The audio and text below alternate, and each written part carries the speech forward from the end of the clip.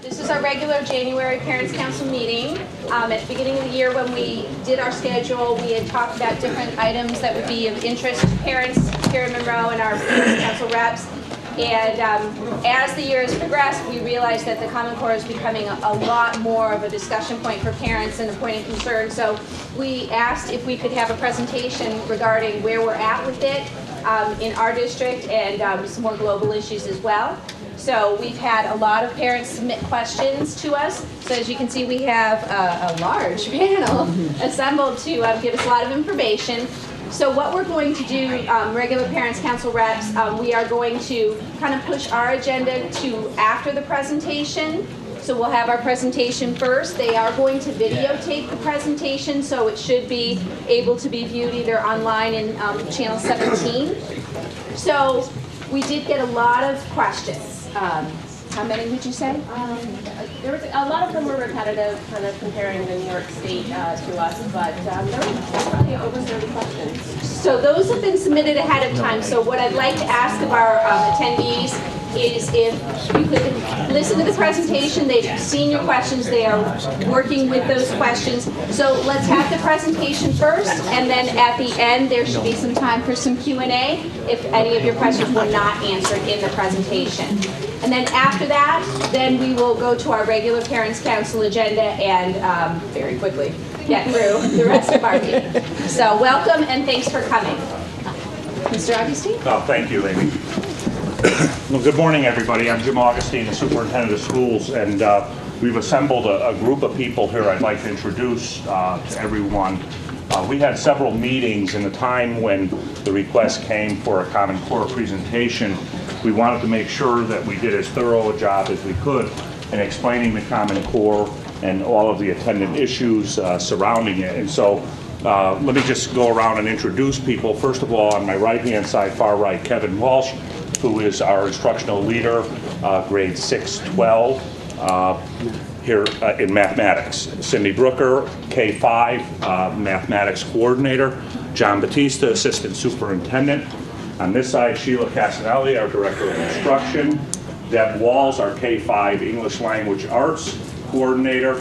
And Mike Crowley, our instructional leader, grade 6-12 in the district. So together, we hope that what we've put together will answer most of the questions, but we've also structured answers to other questions that may not have been answered as clearly, okay? I want to start off by saying that there are some new standards, and I am terribly confused by them. And I'm not talking about education standards. I'm talking about light bulbs. Okay? On Monday evening after work, I went to Home Depot, and I wanted to start investing in some energy-efficient bulbs in the house. And I ended up spending about 45 minutes perplexed in front of the electric light bulb because there were always standards that I was aware of. A 75-watt bulb should last about 1,000 hours, and it would cost about $3. When I went in front of the LED section, 75 watts production with 880 lumens and a 25,000 hour lifespan, using only 23 watts of power versus the 75. But that one cost $27. I said, no, there's got to be a better deal. So you go through and check everything out. We have standards for everything, whether it's your gasoline in your tank, whether you use 87 or 93 octane gas, whether you're talking about weights and measures, all of those things, accounting standards, all of that. What perplexes us most often is when the standards change, and the standards have changed in education. Okay, and this presentation is to acquaint you with that and to make sure that it helps you to understand all of what's going on with that. We have prepared two booklets for you. One is the K-5 and one is the 6-12 Common Core Standards by English Language Arts and Mathematics for all the grade levels, okay, going through. We put this together because we realized that even though This information is online. Most people still prefer to have something hard copy in front of them.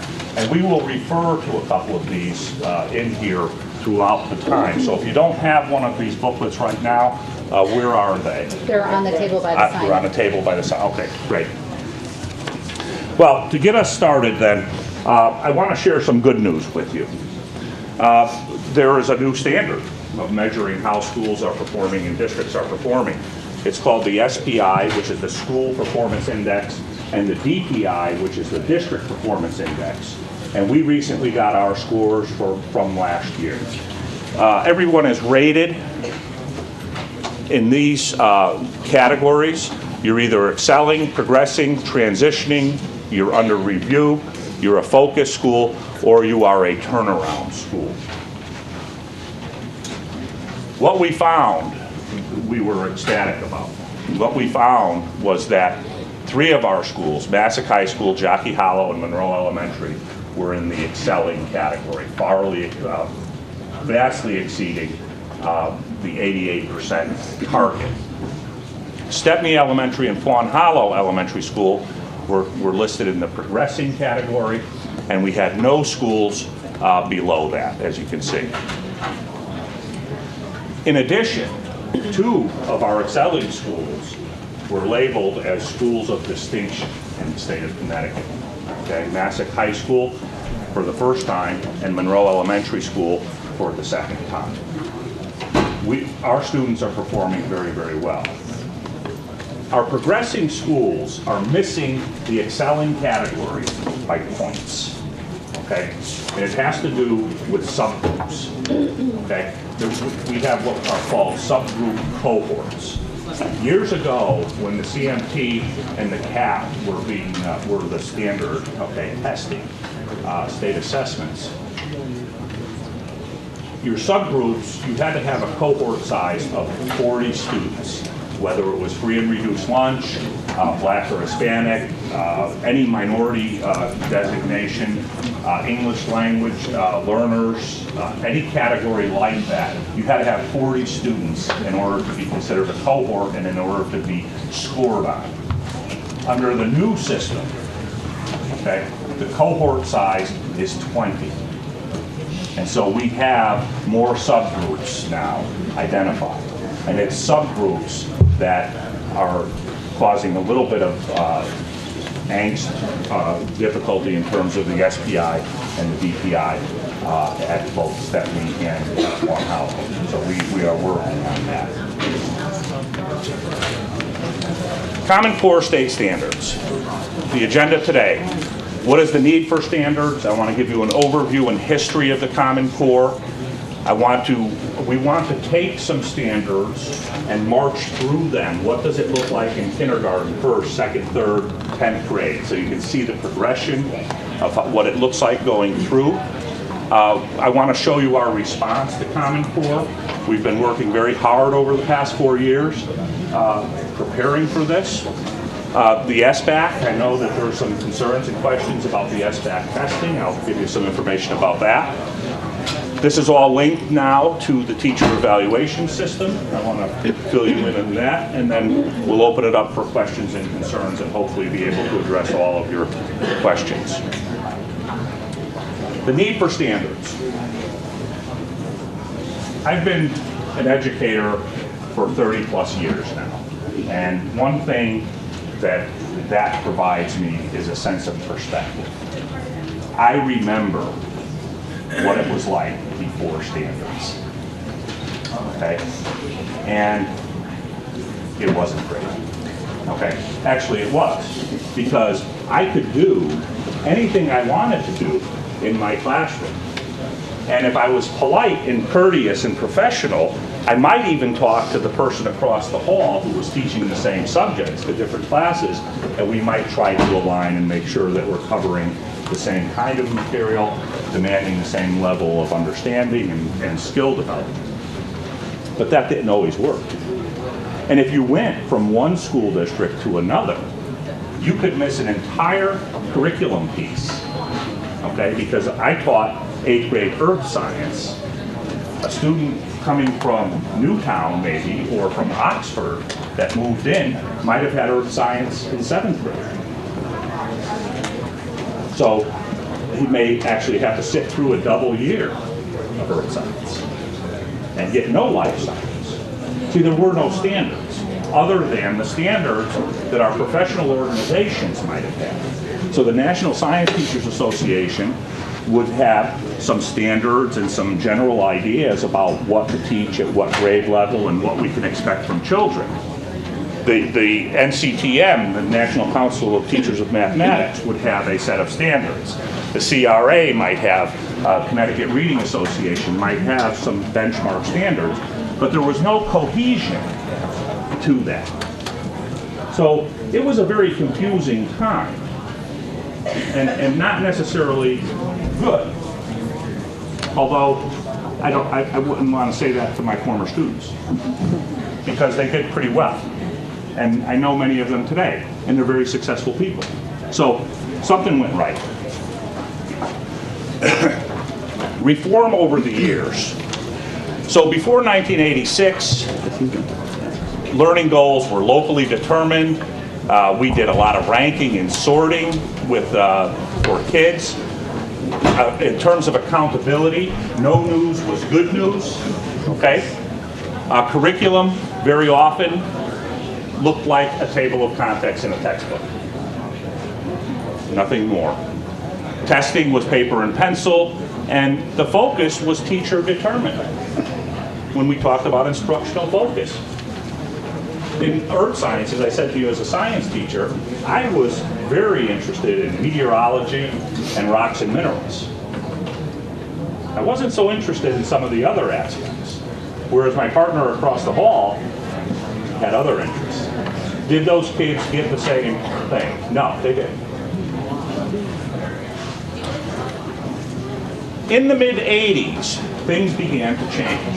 The Enhancement Act in the state of Connecticut was an attempt to equalize and to bring parity across the state in terms of teacher salaries, and to now start to bring some cohesion to curriculum. And that's where the Connecticut frameworks were born, which was a set of standards for subject areas.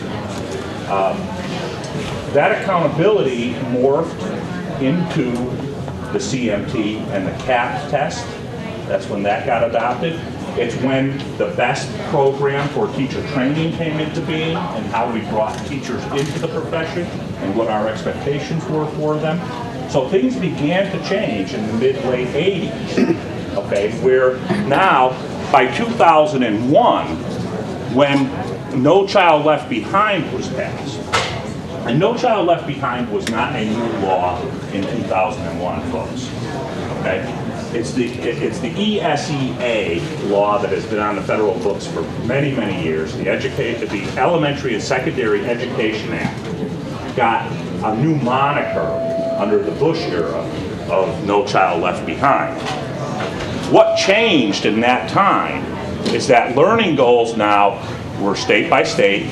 Assessment protocols were adopted for sure here. We already had the CMT and CAP in place, but now all states had to have some kind of testing.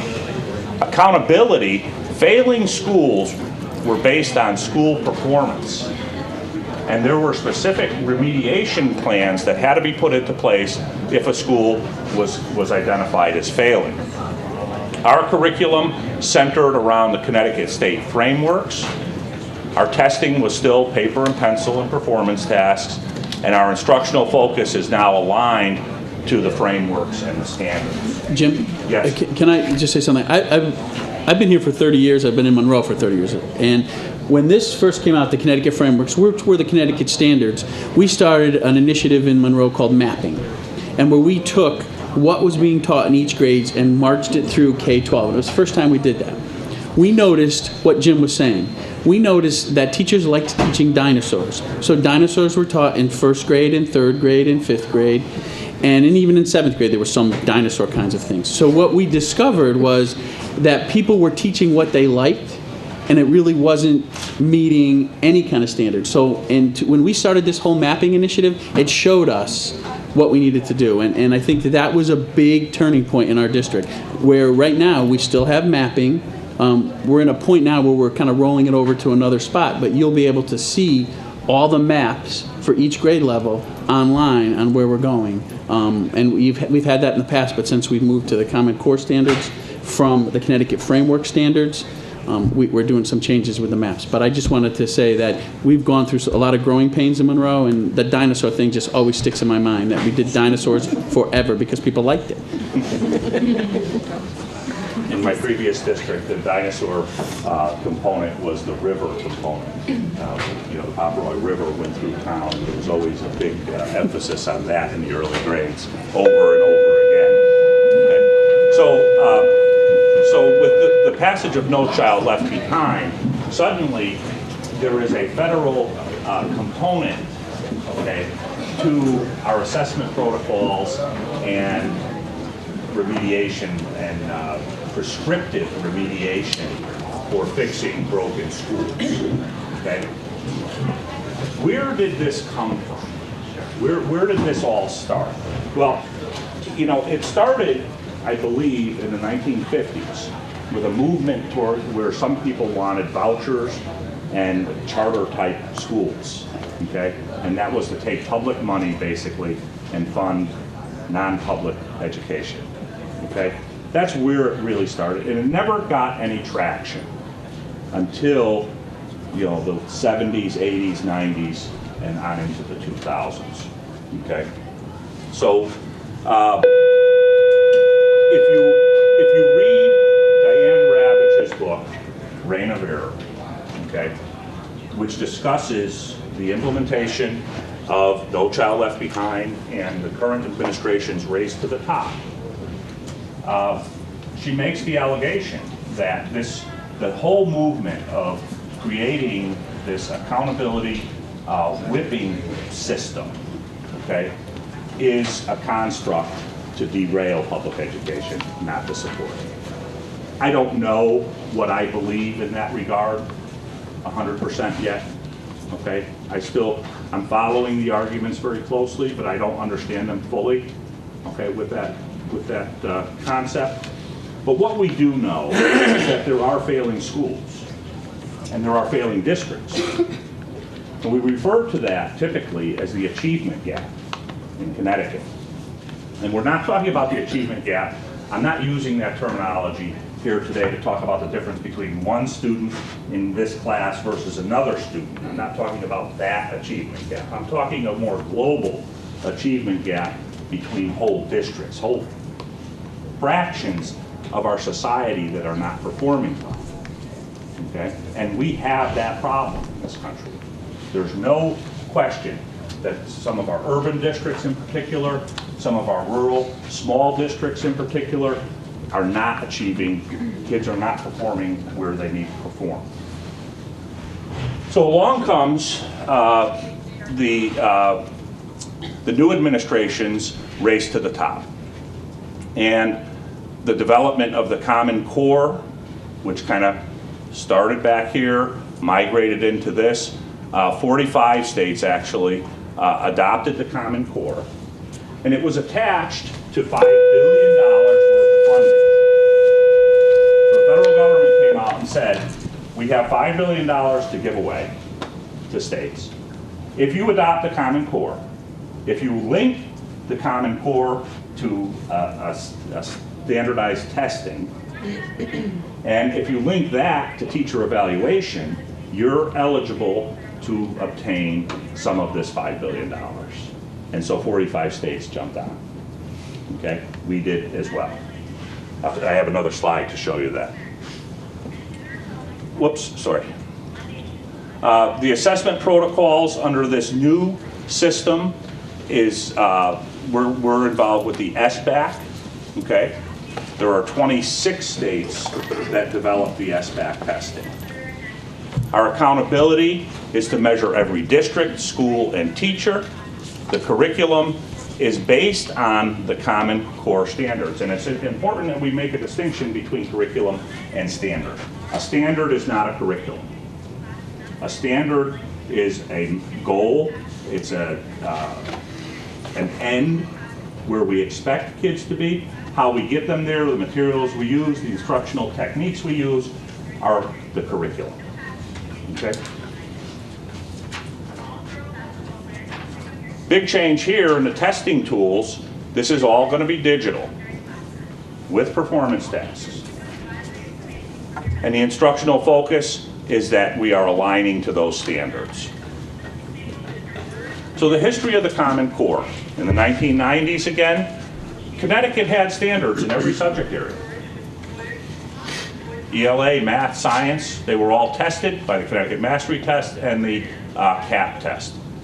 The federal legislation of No Child Left Behind was passed, and it significantly increased the reliance on testing data to reform schools.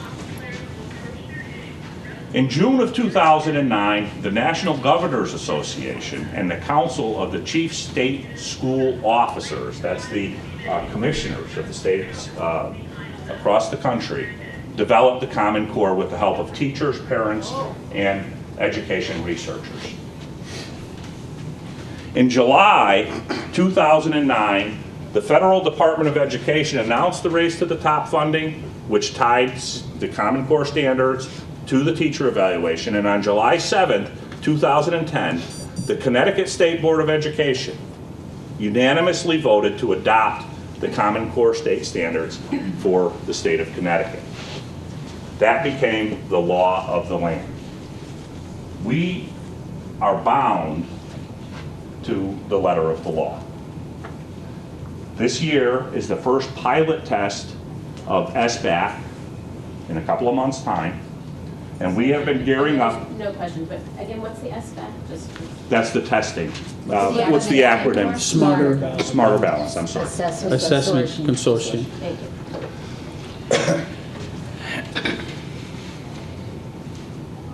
So in July of 2010, this was adopted with the idea in mind that the 2014-15 year was going to be the year when this was mandated. The testing was mandated for the 14-15 year.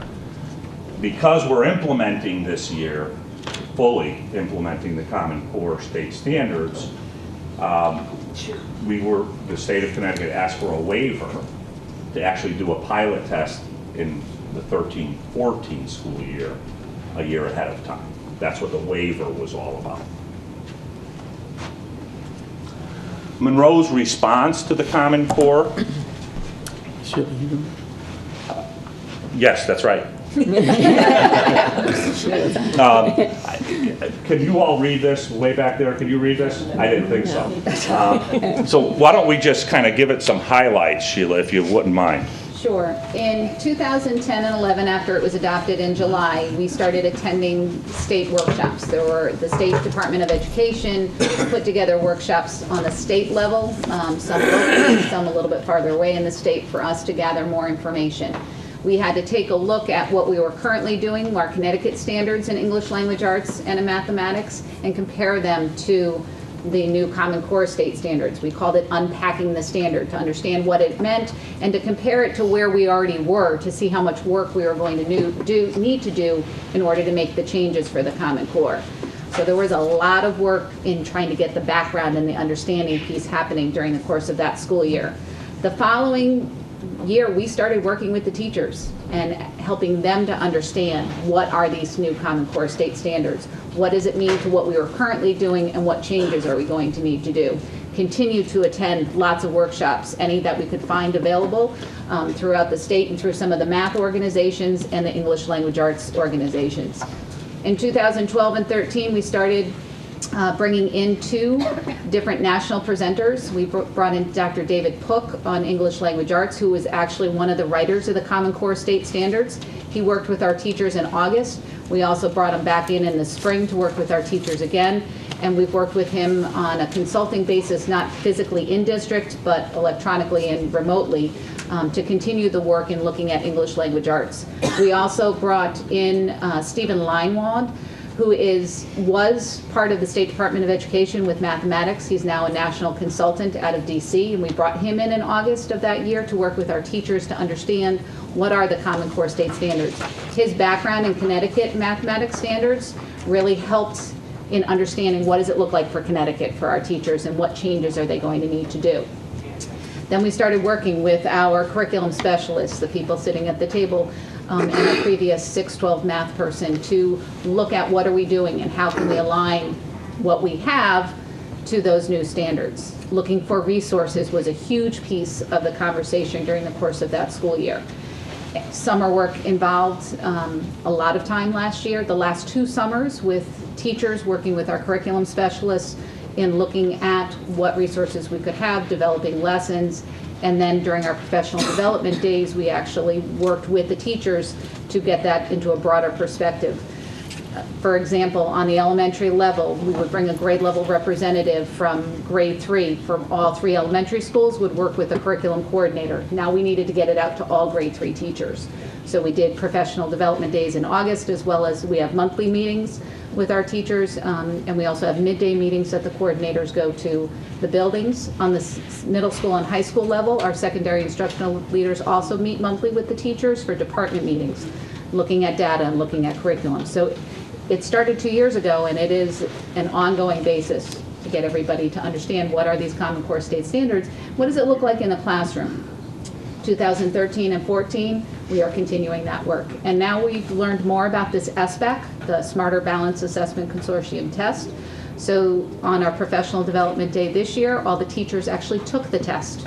There's a pilot test available. It's open to the public if anybody wanted to get on the website and take a look at it.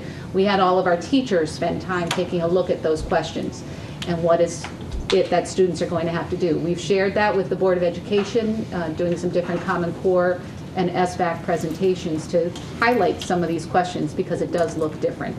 And we are implementing, trying to put those into the classroom too, so students get more comfortable with what that looks like. It is done on the computer, so the technology piece is a big piece that we have to get students used to. We did take part in a pilot last year of the SBAC, and that was an optional piece that Monroe chose to, and we did it on the elementary level only. Grades 3, 4, and 5, depending on the schools. Some schools had 2 grade levels, some had 1, and that was dependent on the pilot through the state. But our students and our teachers got a chance to see how this test worked on a smaller level before going district-wide, which is what we're hoping to do this year.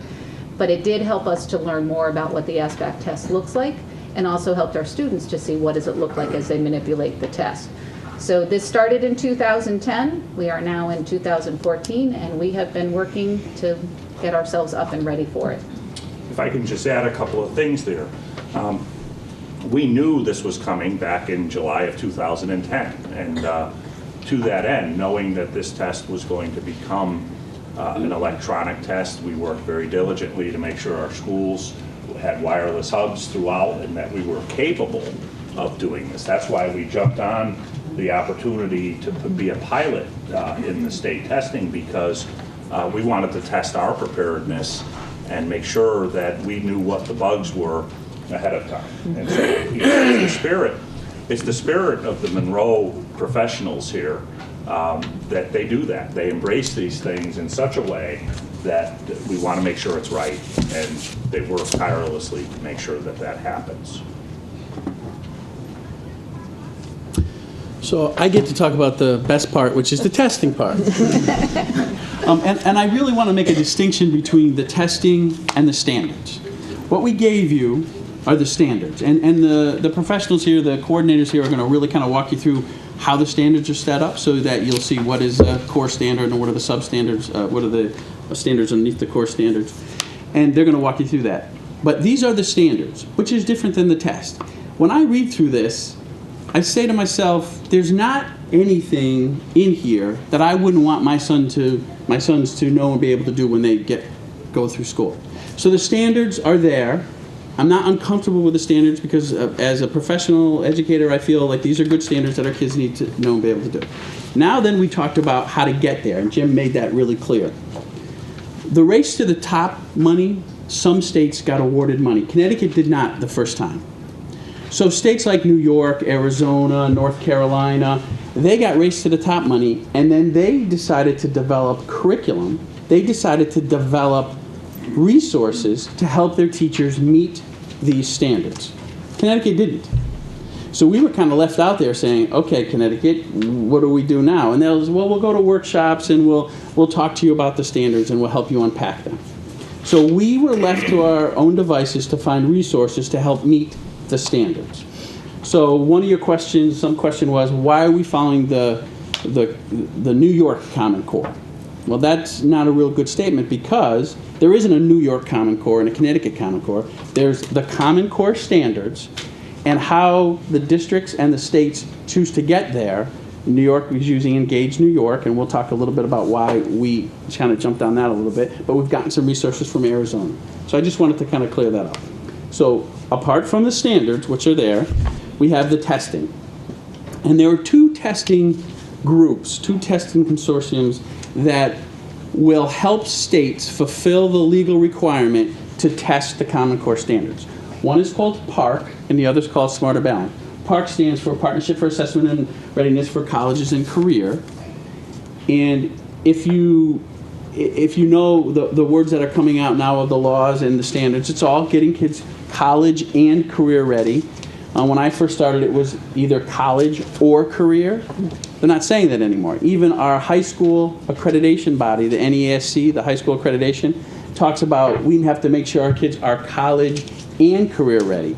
And the example they give is, if you want to be a mechanic for Toyota, the manuals you have to read are on the freshman college level. So no longer can we say, well, you're going to be a mechanic, you don't have to worry about being ready for college material, because that's not true. Now kids need to be college and career ready. So this consortium, I think, kind of used that knowledge or used that definition to put it in their name. And then there are 22 states who signed on to PARC. So of all the states, the 45 states, 22 went into PARC. Smarter Balance, which is SBAC, which is the Smarter Balance Assessment Consortium, there are the rest of the states. I have here 23. If I just subtract, it's that mental math. The 23 states signed on to Smarter Balance, and Connecticut is one of them. So what's the difference? Somebody asked me. So I thought, well, I'll do a little bit different. PARC gives the kids a diagnostic assessment in September. There's a mid-year assessment, and then an end-of-the-year assessment. And it's just a flat test, like you would take for CMT or CAP. You take the test, whether you reach goal or above goal, and that's it. So Smarter Balance is a computer adaptive test. And what that means is, if any of you have ever taken the ACTs, it's that kind of a test. You answer a question. If you get the question right, it moves you to a different question. If you get it right again, it moves you to a different question. If you get a couple of them wrong, it moves you back down again. And it kind of plays with it up and down until it finds out what level you're in, which is actually more advantageous for students and hopefully for us when we get the information, because we'll know where kids are. Before, if you were a kid and you were in CAPT or CMT and you got advanced goal, if all of you were in advanced goal, we just knew all of you were in advanced goal. Now we'll be able to see, were you high in advanced goal? Where were you on that? Now we're waiting to see what they're going to give us for feedback, but that's theoretically what they can do. So it's a computer adaptive test. It'll give interim assessments. We'll be able to see where our kids are as they go through the process, so we know if we have to change instruction a little bit to help them. And then there'll be the test at the end. When I first started at Massac as principal in 2001, 40% of our students, 10th grade students, made goal in reading. We left last year with almost 80% of our students at goal in reading.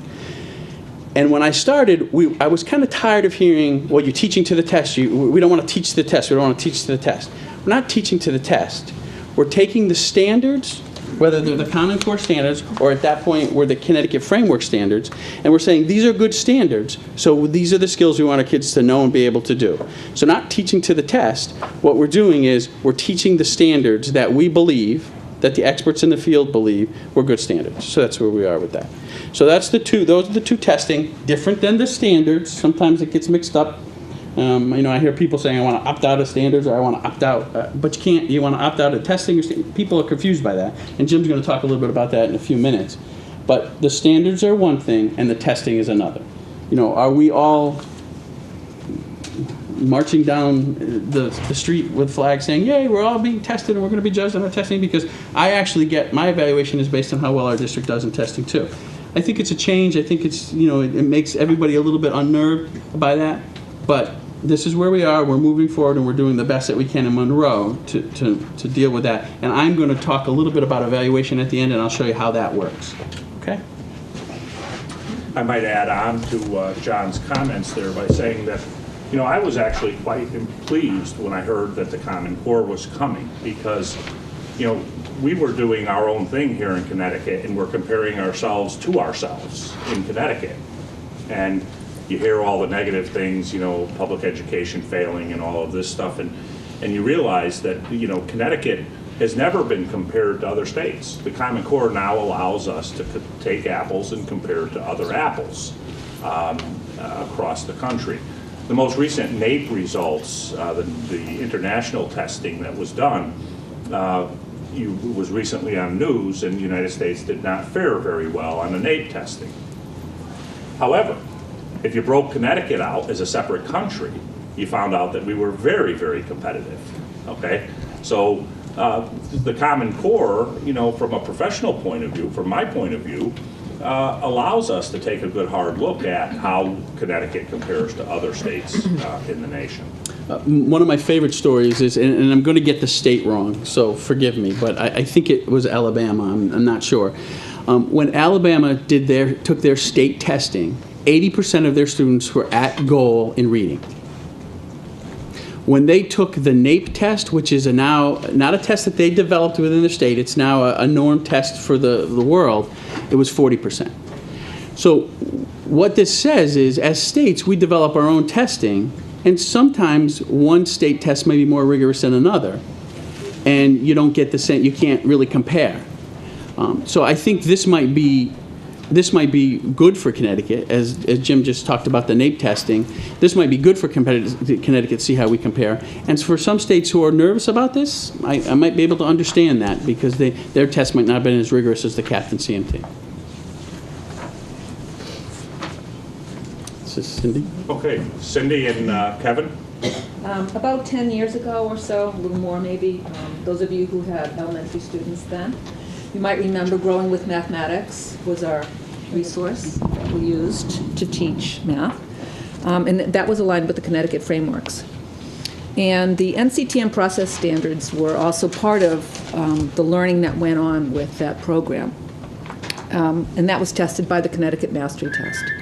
But when the Common Core state standards came out, we realized, as we tried to unpack the standards and align them with the Growing with Math program, it was not aligned. And it fell far short of that alignment. So we were very concerned. And last year, what we did with the committee, we researched from other states their materials that they were using for instruction, and we kind of piecemealed it. We put something in from Georgia and something from North Carolina, and a couple of growing lessons. And we realized that that was not cohesive, and that was not going to be to the best interest of the children learning math. So when we came across the Engaged New York modules, which were totally aligned with the Common Core, we thought, and by the way, they are free, so we didn't have to go out and purchase $20,000, $40,000 worth of materials. We thought this would be a good fit. And that is aligned with the Common Core state standards. And underneath there, you see the mathematical practice standards we'll talk about in a little bit, but those are similar to the NCTM process standards, but they're in effect now. And this is tested with the Smarter Balanced Assessment Consortium test. So that's what that's about. Just to add to, at the middle school level, last year they brought in the Big Ideas as a resource for the 6th grade, and that was a change from the previous set of resources that they used. Sorry, thank you. We are now in the process of hopefully now bringing that into the pre-algebra as well. And the point is so that there's that common language as they go through the middle school, as we transition to the Common Core. The teachers are very excited about the Big Ideas. They really like it as a resource. The kids are responding well to it. They like it, so I think it's a very, very good move for us at the middle school level. We will talk in a moment about the practice standards, but what I want to mention is they're very similar to the NCTM process standards that were there previously. So it's pretty much a smooth transition from the process standard to the practice standards. And we will talk more about those when we get to the math portion. If I could add on here too, it's really important to understand how complex all of this is. There's a vast industry out there that produces educational materials. And when the Common Core was adopted, everybody slapped a new label on the books that they were selling saying, aligned to Common Core standards, okay? When in fact many of them were not, okay? So it was incumbent upon the people sitting at these tables to go through and say, well, show me where this is aligned to the Common Core. Oh, it's not really, okay? Because these companies all had money invested in these books ahead of time. So it's a very complex, time-consuming process to make sure that the materials that you're using are appropriate to the task that you're doing. And we believe that in the next year or so, these textbook companies are going to get on the bandwagon and really come up with textbooks and resource materials that are aligned with the Common Core.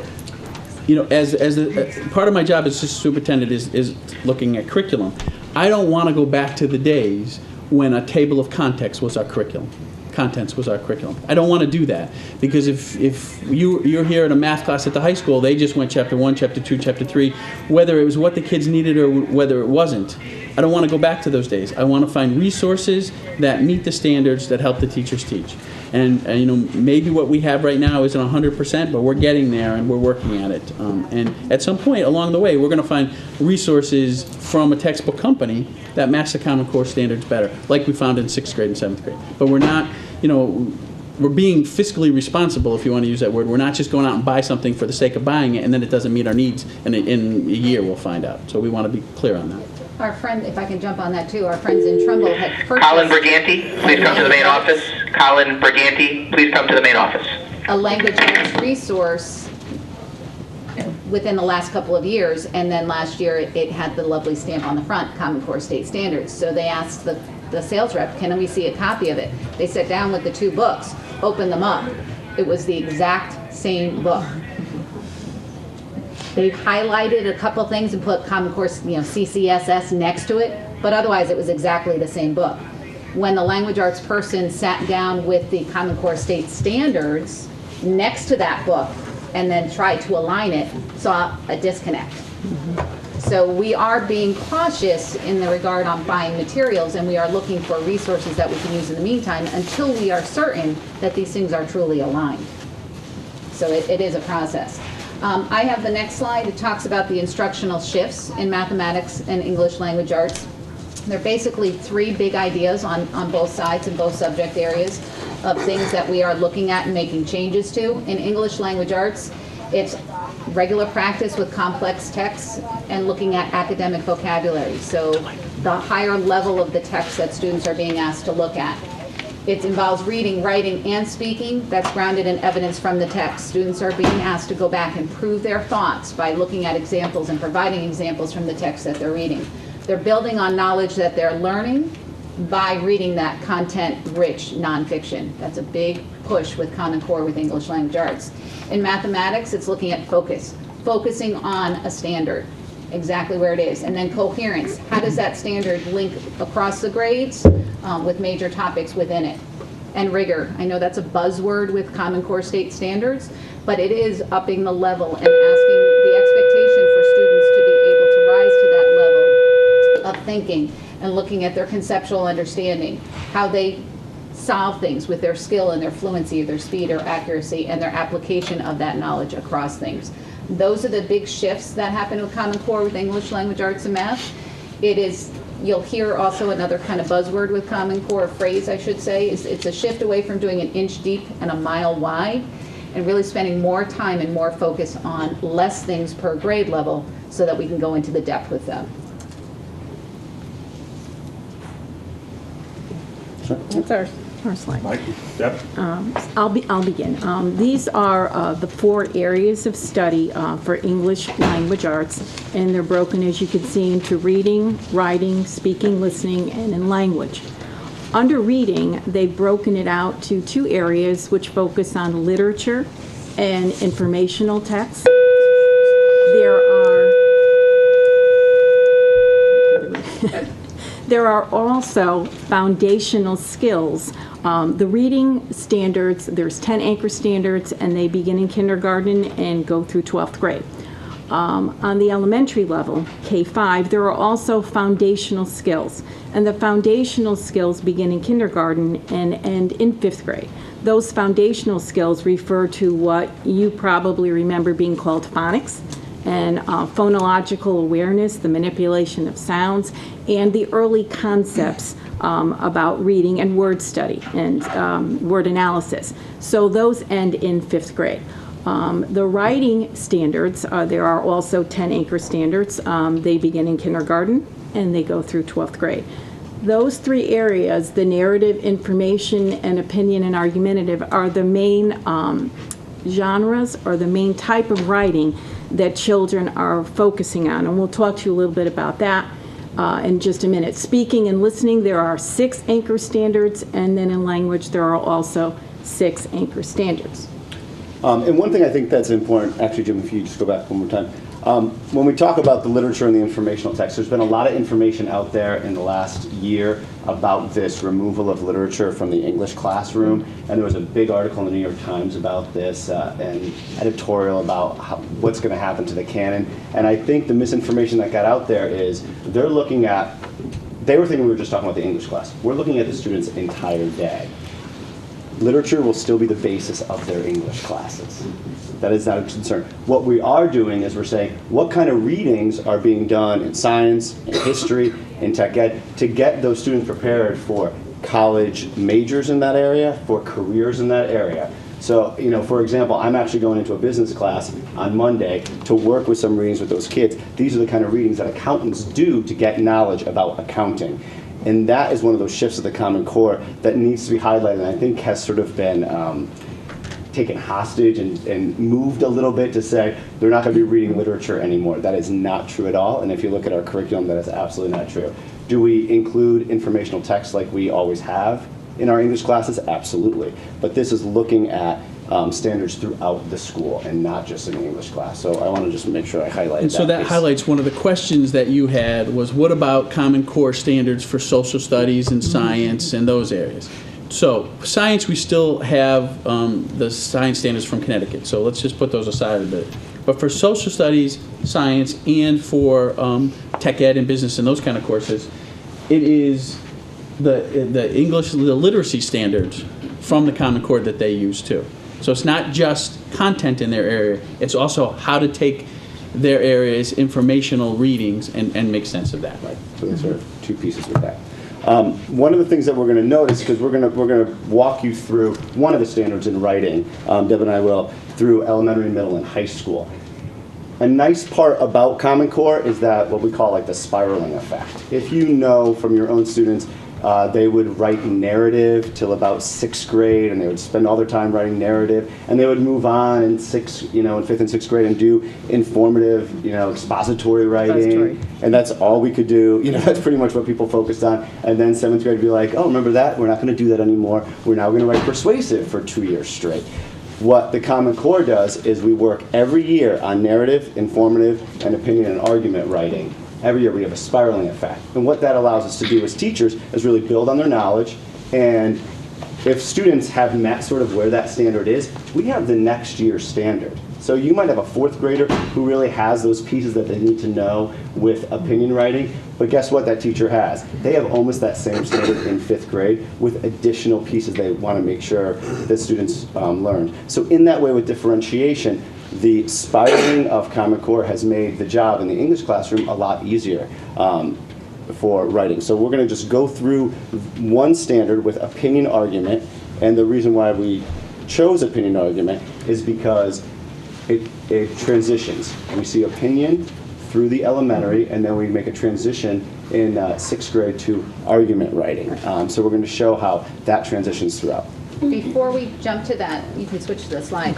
I'm just going to, I put together these booklets with the help from the people sitting around the table, and I just want to explain the difference between them because there is a slight difference in the way in which the Common Core is broken up between the grade levels. In K through 5, if you open up the inside cover, there's just an overview on mathematics. It gives those mathematical practice standards. at the top, which will be explained a little bit more when we talk about math, explaining how those practice standards actually incorporate and deal with the mathematical content, and then how to understand the difference between a domain and a cluster in the standard is explained on the bottom. On the right-hand side on page 2, it talks about the different standards for English language arts that go across K-12. And the K-5, the understanding is that elementary teachers primarily teach their students for the entire day. So as Mr. Batista was explaining, that social studies and the science and the career technical ed pieces of nonfiction reading in an elementary level, that is pretty much done by either one teacher or possibly two, depending on the school and the grade level. So K through 5 English language arts is expected to be done by that elementary teacher. So the book is set up that you will see the math standards for the grade level and the English language arts standards for that same grade level, one right after another in K through 5. When you hit the 6 through 12 book, the inside cover, those first 2 pages are exactly the same because it's just an overview on the K through 12. 6 through 8 is similar in the setup that the K through 5 is, where you'll see English language arts and math one right after another. It's 9 through 12 that gets a little bit different. English language arts is separated out as 9 and 10 standards and grades 11 and 12 standards, with the understanding that one teacher, the English teacher, will be teaching those, as well as one other teacher. That could be a science teacher, could be your social studies teacher, could be your CTE teacher, your career business technical ed, so that it's more than just that one teacher, with the assumption is for elementary. Mathematics is set up a little bit different because it's done by the content, whether it's number and quantity, they call it algebra, functions, geometry, statistics, and probability. So on page 29, which is the center of the 6 through 12 book, it lists the math topics, and then it goes in with the detail for each one of those by what I called content area for math. So just so you understand that the books are set up a little bit different because the actual standards are set up a little bit different. And as we go through the presentation, we will refer to pages on here so you can see exactly where these follow. Thank you. All right, so as Mike stated, we are going to focus in for English language arts on the opinion writing standard, and we chose this one really for 2 reasons. It does spiral through, but also I just want to bring out that we never really taught opinion writing per se at the elementary level. It just never existed. Children always had opinions, we talked about things, but there was never a standard that talked about opinion writing. And as Mike mentioned, narrative was pretty much the focus in Connecticut up through 4th grade. About the end of 4th grade, we started to talk a little bit about expository or informational writing, and that's pretty much what we covered, here in the state. So opinion was something very new to us, and when we first saw those standards as educators, we were like, opinion, oh boy. But when we started to look at them, and as Sheila had mentioned, unpack them, they really aren't scary at all. So we chose this one to just highlight and illustrate that. And this is the exact standard, and it's up there for you to read. And Mike and I, we didn't want to go through every single grade. So we started with kindergarten to show you that it really does begin in kindergarten, and there is that standard in opinion writing. How it looks now in 4th grade, and he'll talk to you about the 7th and 11th. I want to just take your attention to the book. If you can look on... you want me to read it? I would suggest, because there are people sitting so far back, and that we actually I can do read that. All right, and you can also, if you need your granny glasses like I do now, on page 6 is actually the kindergarten standard that is up there on the slide. So it says, and we highlighted some really specific words, use a combination of drawing, dictating, and writing to compose opinion pieces in which they tell a reader the topic or the name of the book they are writing about and state an opinion or preference about the topic, a character, or book. And an example would be my favorite book is. And I'm going to show you what that actually looks like in the classroom. And it's really not scary because we're talking about drawing and dictating, right, at a kindergarten level, and writing when it's appropriate. The standard then changes to 4th grade, and you can find that in your booklet on page 34. It says write opinion pieces on topics or texts supporting a point of view with reasons and information. And in 4th grade, the children are just asked for a point of view. And Mike will explain how that will change later on through the grades. So that, again, is very appropriate. If you are looking in your booklet, I just want to mention that and they are very detailed, if you happen to look at page 34, where the anchor standard is for 4th grade, you will find that anchor standard. And then underneath it, there are some more bullets that form. Those bullets are actually what has come prior to this 4th grade standard. So in other words, if you look at the 4 open-ended bullets on page 34, those are actually taken from the previous standards in 3rd grade, in 2nd grade, and in 1st grade. So Mike mentioned that spiraling effect, and it very much does continue to build year to year to year. All right, so it's broken out, very succinctly, and it builds up through the grades. Mike, you want to? Yep, and then we make that change with language too in the middle school, where they start using the language of argument, really taking away the emotional part of it with making their opinions and bringing up reason for the students, and also for widening the students' viewpoint to say there's another viewpoint to take into consideration that you have to address.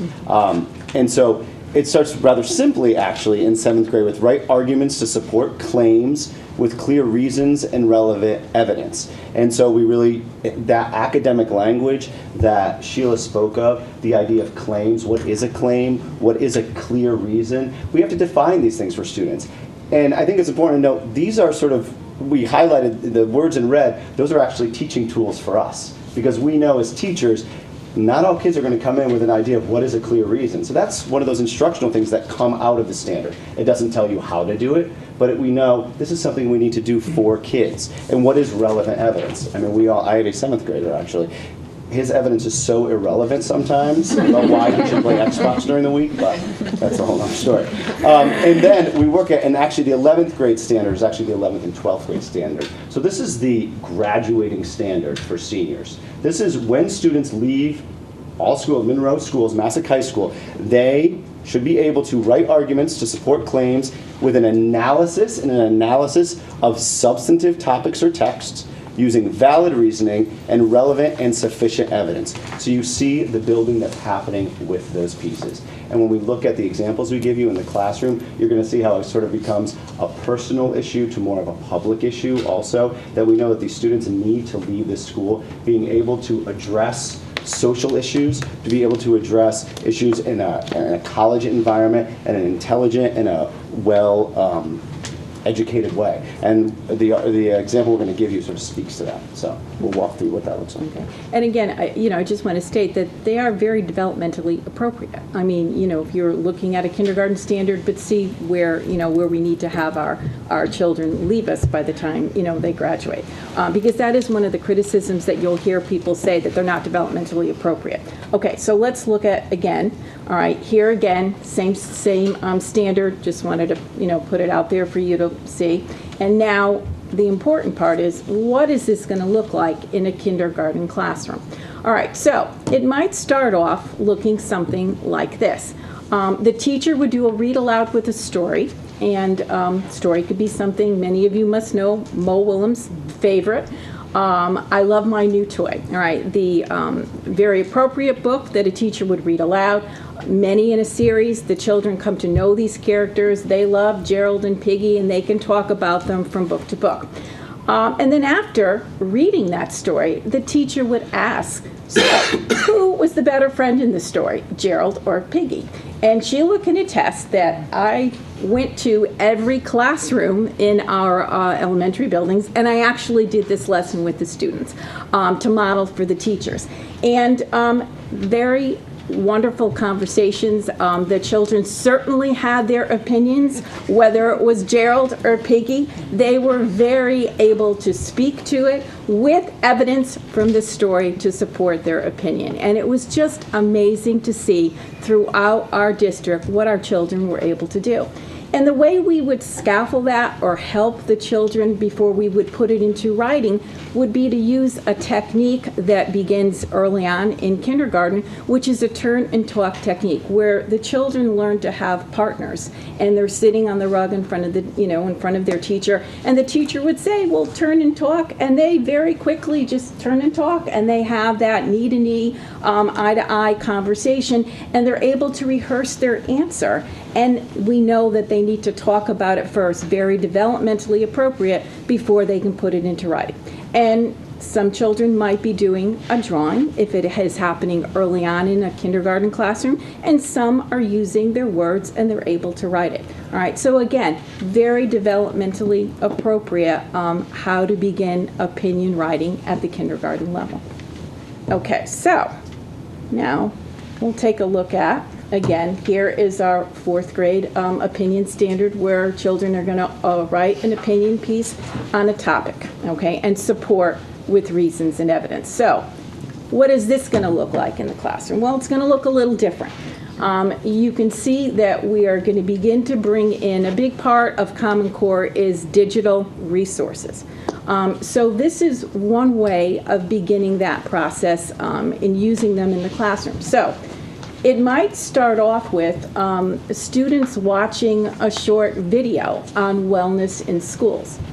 And this particular video talks about a New York school where they have a wonderful extensive garden, and they grow their own, many of their own vegetables, and then these vegetables are used in the school cafeteria, and they're talking about healthy lunches and so forth. So it would start off with showing this very short video. There would be a discussion, and then children would be encouraged probably to watch it a second time and begin to take some notes or, cite some important details about what was in this video. And then we would move on to reading, and again, informational articles. So an article such as Chicago school bans lunches brought from home, okay, can be read. And you can already think about what could be in that article, bringing up some opinion, right? And children would read the article, perhaps take notes. There might be a question or two to answer, and then read a second article. All right, so now we are using multiple texts to read, and children are going to be coming up with formulating their own opinions and thoughts on the subject, all right? After that, this is where the writing component comes to play, all right? And you can also see here very authentic application, both in kindergarten and in 4th grade. And the connection between reading and writing. They are not two separate entities. In education we use the term reciprocal process because they go together, hand in hand. Think about your own careers. Think about, what you do, in your own lives. Reading and writing go together. All right, so a full write could look something like this. Imagine that, in your school, Fawn Hollow School, is holding a debate, and the topic is, should students bring lunch from home or eat lunch provided by the school cafeteria? So already, very age appropriate. Kids can jump on the bandwagon here. And then decide which side of the debate you should support, all right? So they have choice here. But, all right, write an essay that you could use in the debate, and now here's the critical part. Use information from the articles and the video to support the side that you think is most convincing.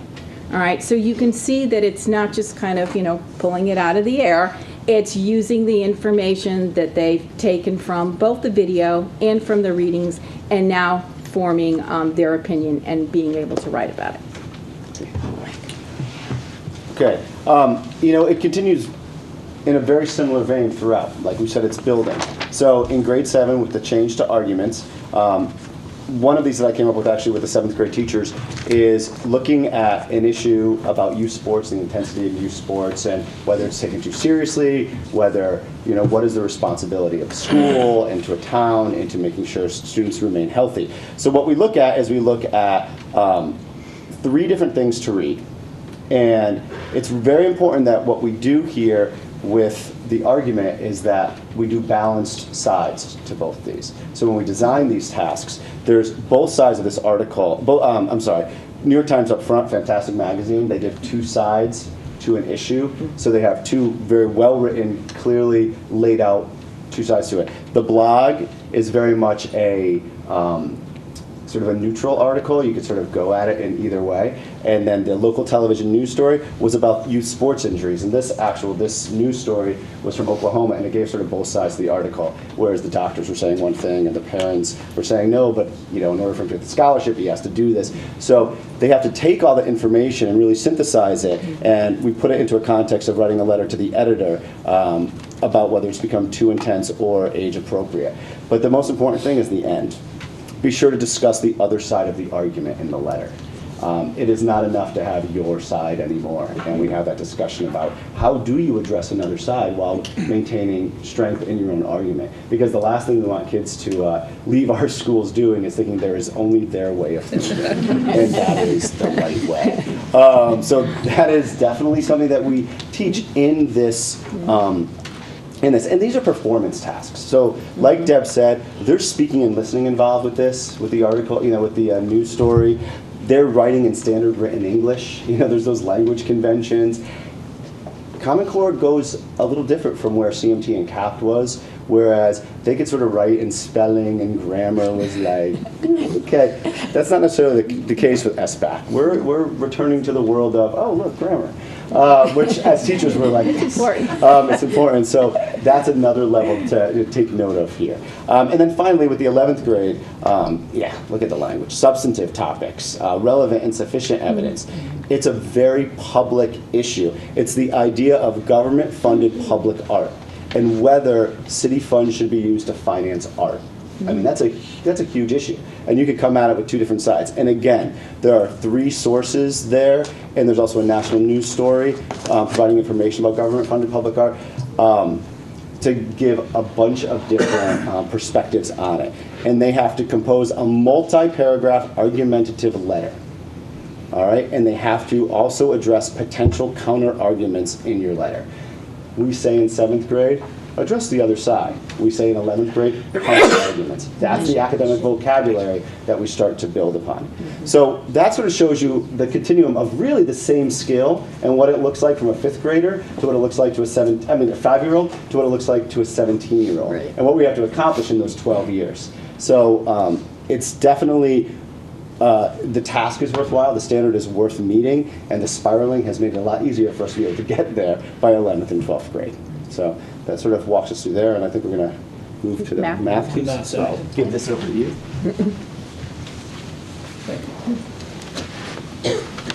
On the math side, we want to talk about the 2 parts of the Common Core State Standard for Math. One is the content standards, and then the other is the math practice standards. And we've referred to them already in bits and pieces, but we're going to go into a little more depth with them right now. The content standards is really 2 pieces to this. It's what the students should understand and then what the students should be able to do.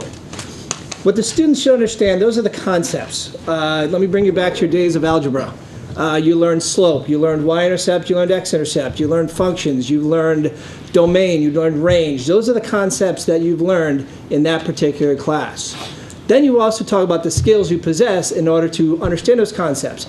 You know how to add, how to subtract, multiplication, division. You know ratios, proportions. So you really bring both those together, your skills and then the concepts that you're learning, and those are part of the content standards.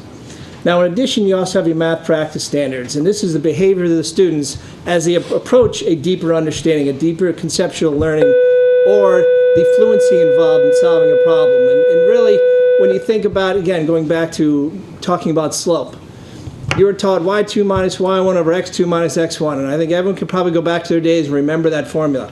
But then if I ask, well, what does that mean, there could be some levels of understanding of what that actually meant, other than I just plug in x and y's.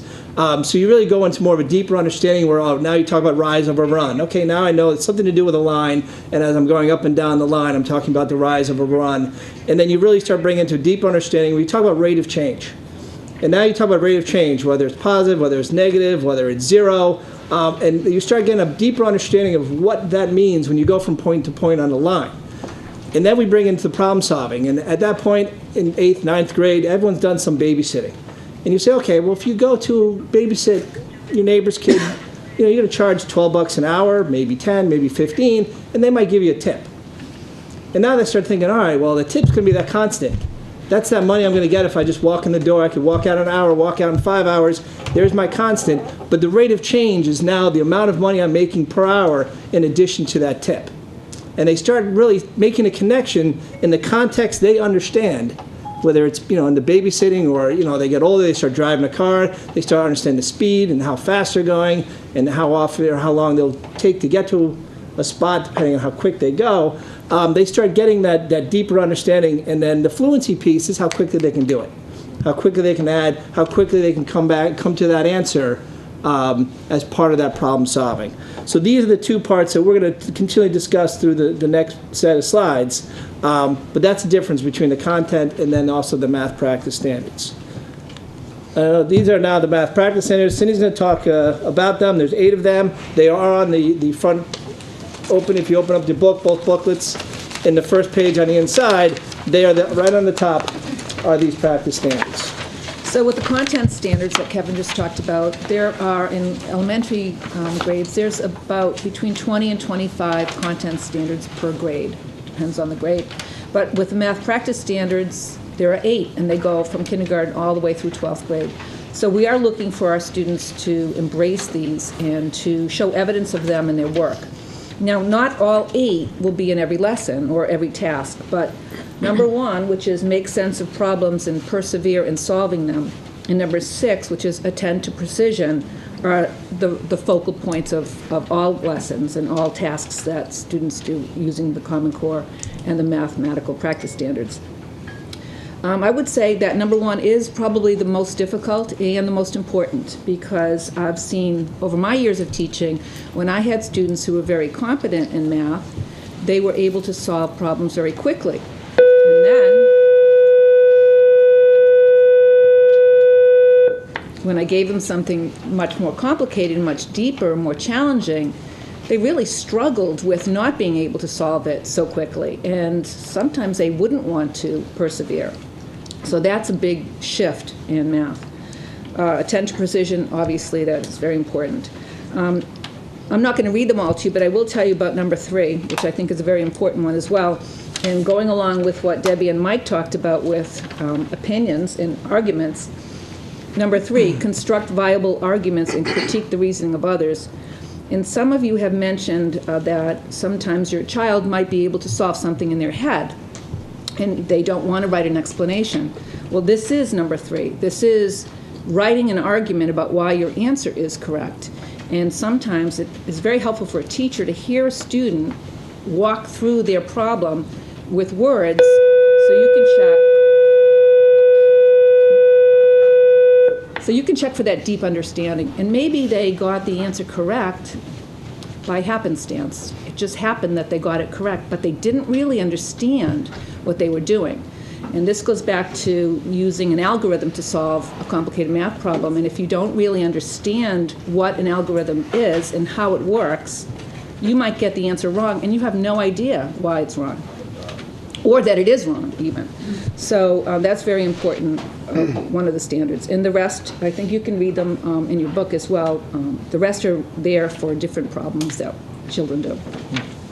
A quick story, and I couldn't have timed it any better, but a quick glimpse into my life. I come down this morning, and I have a 1st grader and a 5th grader arguing in my kitchen. My 1st grader, since January 1st, has gone down the chalkboard and has a countdown to his birthday in February.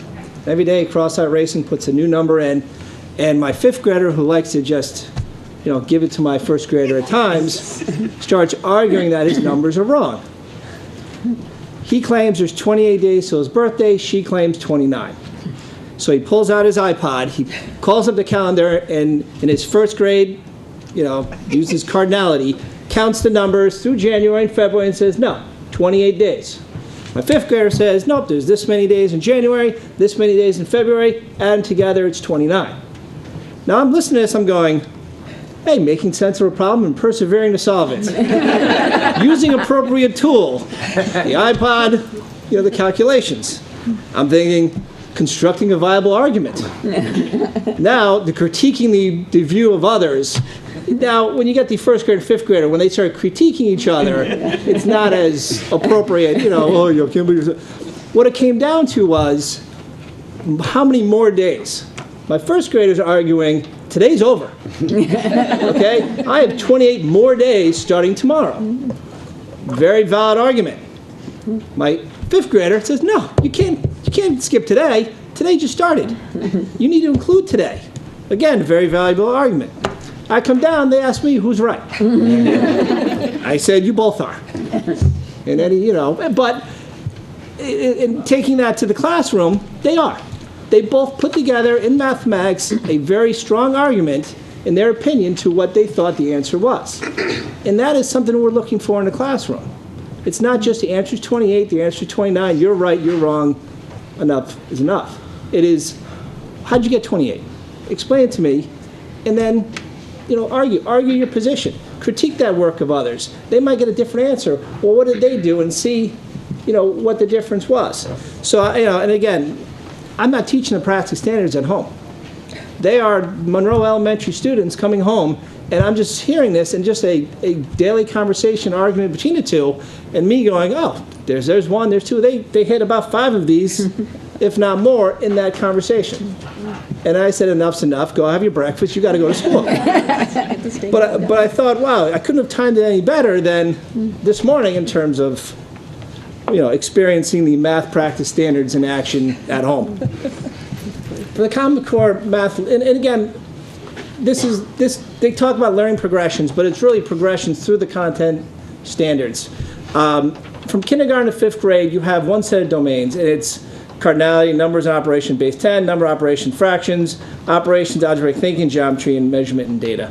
Cardinality is just kindergarten. The fractions pick up from grade 3 to grade 5. But the understanding is that they go through each of these domains through those grade levels, and by 5th grade, they've met these standards. And as they're ready to go on to the middle school, 6th to 8th grade, they go to a set of domains. And these aren't completely new domains, new standards. As you go across horizontally, the top 3 go right into ratio, proportions, number systems, and then go right into number and quantity. All right, so each standard builds on each other as you progress through K through 12. I highlighted the operations, algebraic thinking, expression, equations, and algebra because we're going to talk about that set of standards and walk you through them from K to 12 to get you to see how they build upon each other. And then functions, geometry, and then really there's going to be more of an emphasis on the statistics and probability in the measurement and data. So this is where, how math is set up. They start with kindergarten, they meet the standards by 5th grade, and then as we progress 6 to 8, they build off those previous set of standards into a new set of standards, and then right in through to the high school. So this is an overview of what we're going to show you today. Each of these grade levels that we're going to highlight, we have examples of what that would look like in the classroom and a little explanation as well. But even though we only have a slide here for 1st, 3rd, 5th, 7th, and 9th, this domain, operations and algebraic thinking, runs through all the grades, including kindergarten. So we just thought we'd just share with you a few of them. Yep. So in 1st grade, it's represent and solve problems involving addition and subtraction. In 3rd grade, it's represent and solve problems involving multiplication, division. So it's basically, again, word problems, real-world scenario problems involving those operations. And in 5th grade, it becomes write and interpret numerical expressions. And then in 7th, it's use properties of operations to generate equivalent expressions. And in 9th grade, creating equations that describe numbers or relationships. So we'll go to the 1st grade. Do you want to talk? Well, I'd say if you progress from 1st to 9th grade, you could see it. It starts with just the addition, subtraction. Let's master that and then bring you into the multiplication, division. Because by 5th grade, we start talking about numerical expressions. That's when we start putting together 3 plus 5 times 6 and grouping in parentheses and talking about order of operations. But you're now bringing in all 4 of those skills, of addition, subtraction, multiplication, division, all together into some sort of expression. And then that expression leads to variables. 3x plus 5, 2x plus 7, adding, values for x and understanding what that means with that variable, with already having the skills of the multiplication, division, addition, subtraction solid in their mind, and then progresses into the 9th grade. Well, now we set equal to something. Because you go from expression to an equation, all you do is say equals 5, equals a number. And then having the understanding of the expression with the variables and being able to apply it to an equation. So it really progresses from 1st grade to 9th grade rather nicely. So again, the domain is the operations in algebraic thinking, and the cluster is represent and solve problems involving addition and subtraction. That's the cluster, and each cluster might have 2, 3, 4 standards that go under it. So this first one in 1st grade says, solve word problems that call for addition of 3 whole numbers whose sum is less than or equal to 20. In other words, by using objects, drawings, and equations with a symbol for the unknown number to represent the problem. So it's a lot of words, but basically they're solving problems that can equal 20. And they can have more than 2 numbers that they use in that problem. This standard can be taught in a class where a teacher would say, as it says in the example, a teacher turned over 3 dominoes and counted 20 dots. The first domino had 8 dots. How many dots did the other 2 dominoes have? Show as many different solutions as you can. And the difference now with Common Core is, for most questions, or many questions, there's more than one right answer. And they, again, will have to explain how they got their answer and possibly show several different solutions. And I really like how we do this because it's really teaching them a little higher order thinking, and again come into that practice standard 3 where they have to critique the reasoning of others and check out other people's work. This is on page 9 in your book, this standard. It shows the cluster on page 9 for 1st grade. Operations in algebraic thinking is the domain. Underneath that is represent and solve problems involving addition and subtraction. That's the cluster. And right beneath there is the first standard for that cluster. And this one that we're showing you is the second one. So there's a big emphasis in kindergarten on the number 10, and in 1st grade it's 20. And in 3rd grade, so then there's also 2nd grade, but then in 3rd grade you'll see on page 21, the same domain is operations in algebraic thinking. The cluster is represent and solve problems involving multiplication and division. And underneath that cluster, you see there are 4 standards. And we chose number 3 to highlight here. Use multiplication and division within 100 to solve word problems in situations involving equal groups, arrays, and measurement quantities. In other words, by using drawings and equations with a symbol for an unknown number to represent the problem. So here we have multiplication and division, which is after addition and subtraction. And the example a teacher might use is the product of 2 numbers is 24, and their sum is less than 15. What might the 2 numbers be? And explain how you know. So again, justifying your answer, critiquing the reasoning of others, more than one right answer, several different operations that you have to do in this problem. I'm sorry. Can we ask questions now? I'm sorry I was late. My son hit his head on the bus this morning. I had to go get him stitched. We're going to have time at the end for questions. Okay, Yep. thank you. No problem. And so then in 5th grade, the same domain, this is on page 38. The cluster is write and interpret numerical expressions. And this cluster has 2 standards, and we chose the second one to show you. To write expressions that record calculations with numbers and interpret numerical expressions without evaluating them. And the example is that Tom and Jack needed to write an expression for the steps, double 4, and then add 39. Jack wrote 2, and in parentheses 4 plus 39. Tom wrote, in parentheses, 2 times 4 plus 39, who is correct and why. So again, you see justifying their answers, critiquing the reasoning of others, and that's how that cluster, that domain, travels through those grades. And it continues into 7th grade. In 7th grade, this standard's on page, page 13. And this is use properties of operations to generate equivalent expressions. Well, we've now got into the middle school where the domain is now expressions and equations, but it leads right into the standards from K-5. And this one is, understand that rewriting expression in different forms in a problem context can shed light on the problem and how the quantities in it are related. And as a teacher back in the day, I remember giving problems where percent increase, percent discount, and students having a lot of trouble understanding this type of these types of problems. Where it said Tommy purchased a computer at Best Buy, the cashier charged Tommy 7% tax on a purchase. Write the expression that represents Tommy's purchase, and we do this every day. We buy things at the store, they put a tax on, we show up and it's, justice, 40% off. And then they jack it up 35% and they make the difference there. But we see these every day.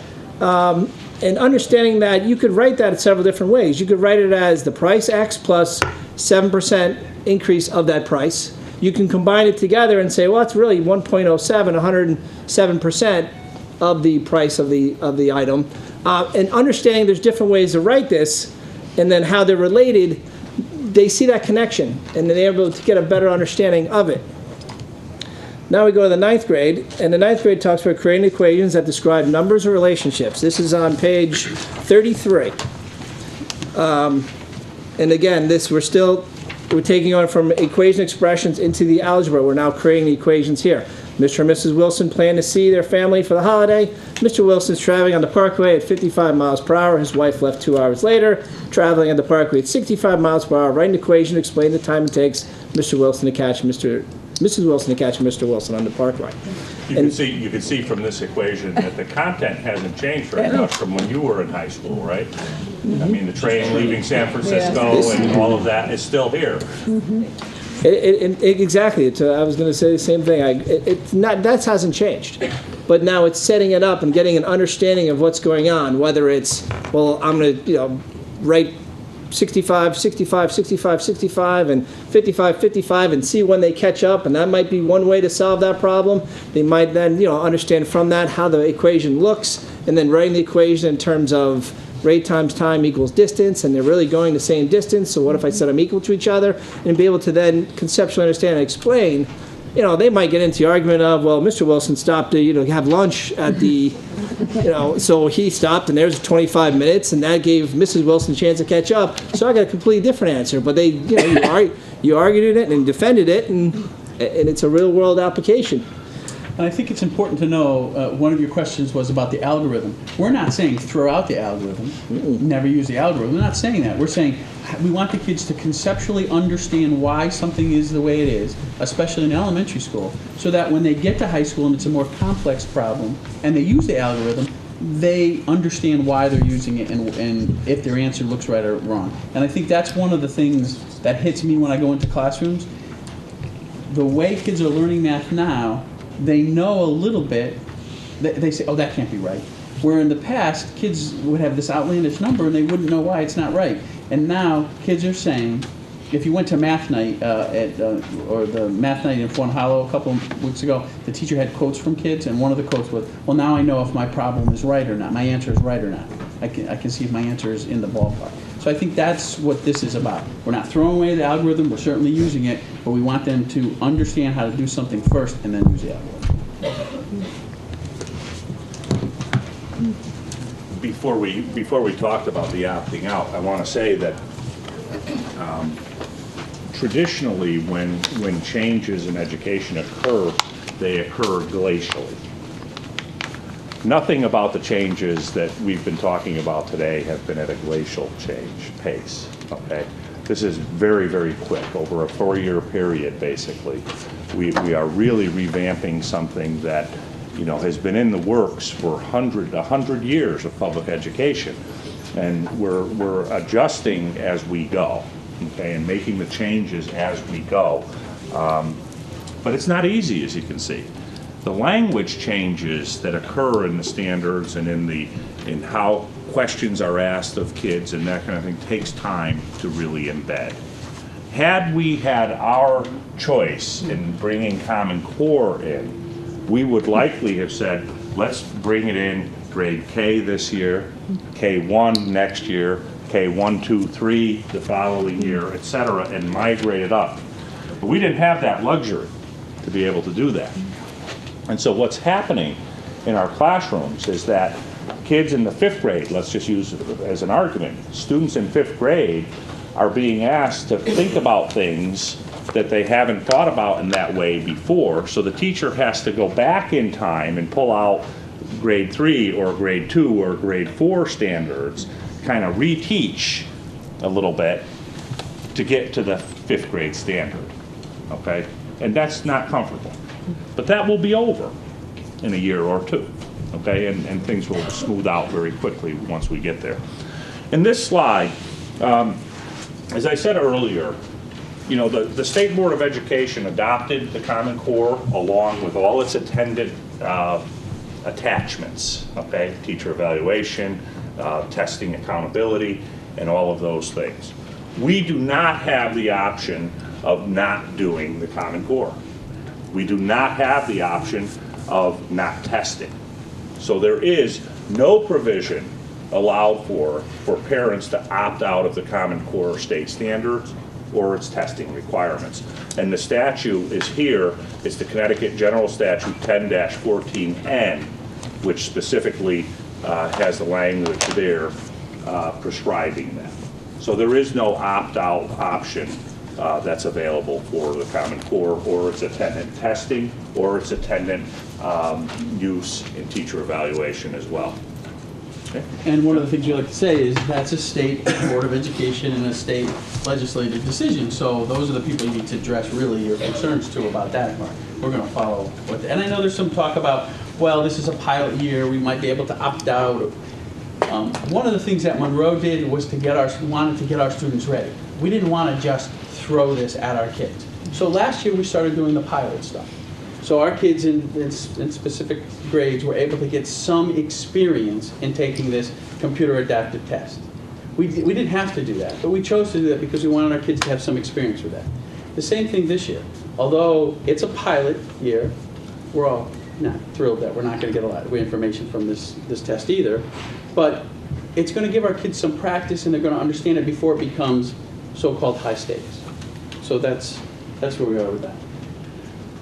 I'm going to talk a little bit about teacher evaluation and Common Core, and as that was my role in the district, I was to learn as much as I could about teacher evaluation and bring it back to the district, and have Sheila and I went and met with teachers, and if you ever wanted to have a hostile group in front of you, it's a group of teachers who thought they're going to lose a job if their kids don't perform well, and it was not a great session. But when I explained to them what the state law said, and by the way, we've never had this in the past. In the past, it's been Board of Education, State Board of Education recommendations. Our commissioner told us we had to do this. This was part of the state law, like the law you saw about the Common Core and the testing. So it wasn't an option that the Monroe Teachers Union could say, we don't want to do that. Or Monroe administrators could say, we don't want to do that. This was steeped in the law. So we didn't have a choice, and neither did the teachers. But it was a little confusing because what came out in the paper was that teachers are going to be evaluated based on how well their students score, and they're going to be fired if their students don't score well. But let me talk about the reality, what that really is. There are 4 areas that teachers get evaluated on. 40% of their evaluation is going to be on classroom observations. And we have a whole standard that we have to use. I evaluate 2 elementary teachers. I was trained, I'm able to evaluate 2 elementary teachers, and I also evaluate administrators because administrators are involved in this, everyone below the rank of superintendent. So my evaluation is based on this also. So I evaluate these teachers, and I go into their classroom for a teacher who has performed well and has tenure. I go in 1 formal, and at least 1 formal, and at least 2 informal meetings, observations. And I script the lesson, and I find evidence, and I have a rubric that I follow, and I rate that teacher based on that rubric. And 45% of their total evaluation that year is based on that. 5% is how well they attain their school goal, which for most of our schools is about reading, because reading is really important. So how well those students attain those school goals. And how do we find that information? Well, what Jim showed you in the beginning of the presentation is a school performance index, and we use that information. So 5%, if they reach their goal, 5% of their evaluation is based on that. Now, of course, it usually was done by the captain CMT.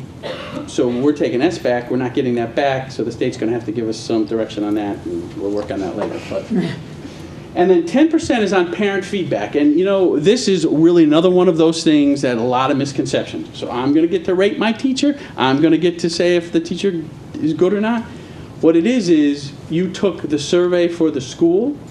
We used the surveys that you took last year and we developed goals. A couple of the schools, or most of the schools, developed communication goals. And I don't know if you've noticed it or not, but I see through the people I evaluate, there's more communication between school and home. And those that we find some areas that it's not working, we work with those teachers to get more communication. So we're going to send out a survey at the end of this year, and we want to see a higher percentage of parents who believe communication is better. And if that happens in your school, your evaluation, 10% of your evaluation will be based on that progression. Okay, so that's a large percentage. That's 55%. 45% is based on how well a student does in the classroom. Half of that 45%, or 22.5%, so 22.5% is based on how well your students do on a standardized test that you choose. So let me give you an example as a teacher. I teach AP Chemistry. AP is a standardized test. I meet with my evaluator and I say, my students haven't performed in AP Chemistry like I want them to, or my evaluator says, your students haven't performed in AP Chemistry like I want them to. And so we set a goal on where we want our students to perform on AP Chemistry. And the teacher works through the year. The end of the year, they take the AP Chemistry test, and we see if the goal from where they were to where they were at the end of the year has improved to where we say they need to be. That's 22.5% of your evaluation. Whether you met your goal, you've exceeded your goal, you're below your goal, and how far below your goal. So 22% is on a standardized test. So for some teachers in elementary school, that's going to be SBAC. The law was written for Captain CMT, and it's been changed to now all just testing. But for some teachers who have SBAC as their test in their classroom, that's what it's going to be. It's going to be trickier at the high school because we only do SBAC in 11th grade. It's going to be, so we're going to use other kinds of assessments like SATs and APs and PSATs, other standardized testing. The other 22.5% of that is district-based assessments. So, our end-of-unit assessments, our benchmark assessments, things that we have in the classroom, we're going to give a benchmark assessment. We're going to see where we want the goal to be, and if the teacher meets that goal, they're going to be assessed on that. So that's the other 22.5%. So, if you look at all of that comes together in an algorithm that a computer program developed, and we put it all in, and it spits out a number for a teacher. And that's different and uncomfortable, and I'm going to be rated as in 4 areas: developing, needs improvement, developing, proficient, and excelling. And I don't know how I'm going to feel if I'm a proficient assistant superintendent, but that's what's going to happen. The number's going to come out, and I'm going to be rated that way. The good part is we're working together with the teachers and the administrators, and we're developing a plan that is more helpful. What we hear consistently with everyone, and I just had a workshop this morning with teachers on the pre-observation forum, is that the conversations that are coming out of these meetings are the best ever. We're talking about kids, how well kids are improving in scores and what we're going to do to help them. We're talking about a standard of classroom observations that we've never had before, and we're talking about how teachers can move from one area to the next, from proficient to excelling. So the conversations have been unbelievable, and our kids are going to benefit from that. So that's the real scoop about evaluation. It's not that big scary thing for teachers or for parents to say, now I'm going to be able to rate my teacher. It's a whole program. That's taken a lot of time, but I think once we get it all down, the conversations will be helpful.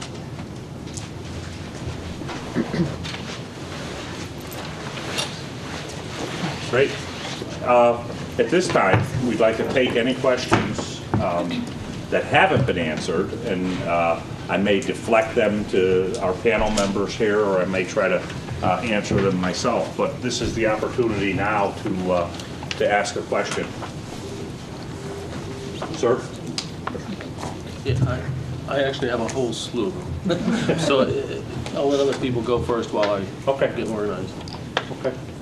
Bob, do we need to mic people in order to ask questions? No, we're good. I got it. You got it? Okay. Jim, Yep. I'll just ask you a couple of questions that were on the list. Yep. One of them was regarding the Chromebooks, as we're moving towards getting the Chromebooks. Will those work towards the kids taking the test, or do we need other computers for that, or how are we going to handle that this year? Yeah. Chromebooks have come out to be really our most cost-effective method of providing kids with technology that could accomplish this testing and other things in classrooms. So we have been gearing up with the Chromebooks for the past couple of years. If you watched the Board of Education meeting the other night, there was a long discussion about adding more Chromebooks to the budget, to the tune of almost another $100,000 to get us more. We have sufficient technology to do the SBAC testing this spring. What it does entail, however, is that in order to accommodate the high school testing, just to give you an example, we have to take all of the Chromebooks that we have and migrate them up to the high school. They'll be in the 4th window of testing, I think it is, Joe, right? In the 4th window, which means that we will be technology deficient in our other schools, which was a question that one of the parents had. We will be deficient in having computers at the school for that week's time period, okay, for that window. So the more we get, the better. May I add to that, Jim? Sure. When we did the pilot with the SBAC last spring, we had purchased some Chromebooks at that time because we have, for the most part, 4 sections, 3 or 4 sections at a grade level on the elementary level. And the way in which we schedule CMT, or have in the past, is that entire grade level would take that test at that time. Doing it on the computers, we wanted to see if we could set up the same kind of a scenario. We didn't have enough computer labs within our elementary schools in order to do that, which is why we purchased some of the Chromebooks last year for us to try it. So at Stepney, for example, where we had 4 sections, 2 classrooms were in the computer labs taking the test, and 2 were in classrooms. And we had to get the Wi-Fi up and running, and that's where, as Jim mentioned earlier, taking that SBAC pilot last year was really helpful for us to see where our technology was. But the students were able to take the test on it. Some used a mouse, we had a mouse available, and some liked the little pad in the middle. It depended on preference. But the students were able to take the test on that, or others were taking in the computer lab on a desktop, and they were able to do that there as well. So we did find that it worked very well for taking the SBAC test. But the goal is not to have them use their own technology. No. Have them use school technology. Right. For the test. Yes. For the testing. Well, I think, and then just piggyback to that one, is that Sure. for the younger grades, how are they going to do with taking the test? I mean, they're all pretty savvy, I think, on the computers, but with them taking a formalized test, will they be trained? Will the computer lab be more used to train them during the course of the year? Yes, that's happening now, okay? I'm actually very amazed when I walk into classrooms today, kindergarten, 1st, 2nd, 3rd grade, to see just how savvy the kids are. Watching kindergartners go up to a smartboard and grab and drag and move things around is really a phenomenal thing. Or in a 1st grade class to see kids actually composing on Chromebooks. So that's happening. Do we expect that the technology is going to change scoring? I think we can expect that. I think writing, for instance, is one area where it's been demonstrated that a couple of percentage points can change and dip a score, okay? But if you know that and you can predict that change, then you could re-norm it, okay? So you could compensate for that and understand what it means. So it's not as big an issue, I think, initially, and I think as time goes on, that'll go away. Every time the Connecticut Mastery Test went through a new generation, okay, what they call the new generation, every 4 or 5 years, the test was reformatted, okay? We saw dips, okay? It always happens. And you just have to renorm, and you have to understand what caused that. And usually it self-corrects within a short period of time afterwards. May I jump on that too? Sure. There was a question about us giving the pilot to be able to help a testing company. And why are we doing that to help a testing company develop test questions or something along that line was one of the questions. We have, every time the Connecticut Mastery Test and the CAP test has gone through another generation, every child in the state of Connecticut has helped work on those test questions. We have a supplemental day, and we've had in the past with CMT and CAP, where our students will take, maybe third grade would take a math one, fourth grade would take a writing, fifth grade may take another science. Each time we are doing that supplemental, we don't get the results back. That is purely for them to test the test questions to see are they appropriate for the grade level and what type of results will they get. We have done that historically since CMT started. The original generation of CMT started. They started that same year with a supplemental because they were working on the next generation of test questions. That's the purpose of a pilot. We've done it in the past and we are doing it again right now. So does that tie back to that question that it says New York agreed to share confidential student and teacher data? Was that different? Different. Okay. So I'm not sure about that they were going to share the information with, was it Bloomberg? In Bloom or something was the name of the company. In Bloom, I think, was the name of the company that was listed in that question. Right, so. Which Connecticut is not using. Number 9. We asked the question, we asked that question. That's actually one of the first questions when we got this computer program that Jim asked me to ask the company. And the answer is, it's your data, and you'll be able to use that for your data. However, the state of Connecticut will get some generic data from it. That was the answer we got. Again, who knows, based on what's happened over the last couple of months. But we're thinking that we're listening to what they have to say and believing what they have to say. Yeah, the state's assured us that it's the same data collection, basically, that they've done in the past. Okay. Then another topic was both sides of it, gifted students and kids who have a 504 plan. Like, how are they being handled with going with Common Core? I met with, Jim asked me to meet with the special ed director, the director of the Student Support Services about the question on 504 and special ed accommodations. She told me that the state special ed department has sent out recommendations and protocols, and they're going to be sending out information to all students who have a special ed diagnosis and modifications to parents in the next few weeks to show what the new modifications are. Some modifications that you had, that special ed students had in CAP and CMT, aren't necessary anymore because extra time, you can take as much time as you need, anybody, not just special ed student. So you won't see that modification on an IEP anymore because it's the modification anybody can take extra time. So, so you're going to see some of the differences on that. Yeah, they can take as much time as they need to finish the test. And then with Common Core, gifted students is always an issue in this district. I think Mike mentioned it a little bit in his presentation about how we're going to do that. But before he goes, we've always in this district used differentiation in the classroom to address our gifted students, as well as more higher level courses in the middle and high school. That's how we've always addressed our gifted students in school. But we think, and Mike will explain how in elementary it's even going to work.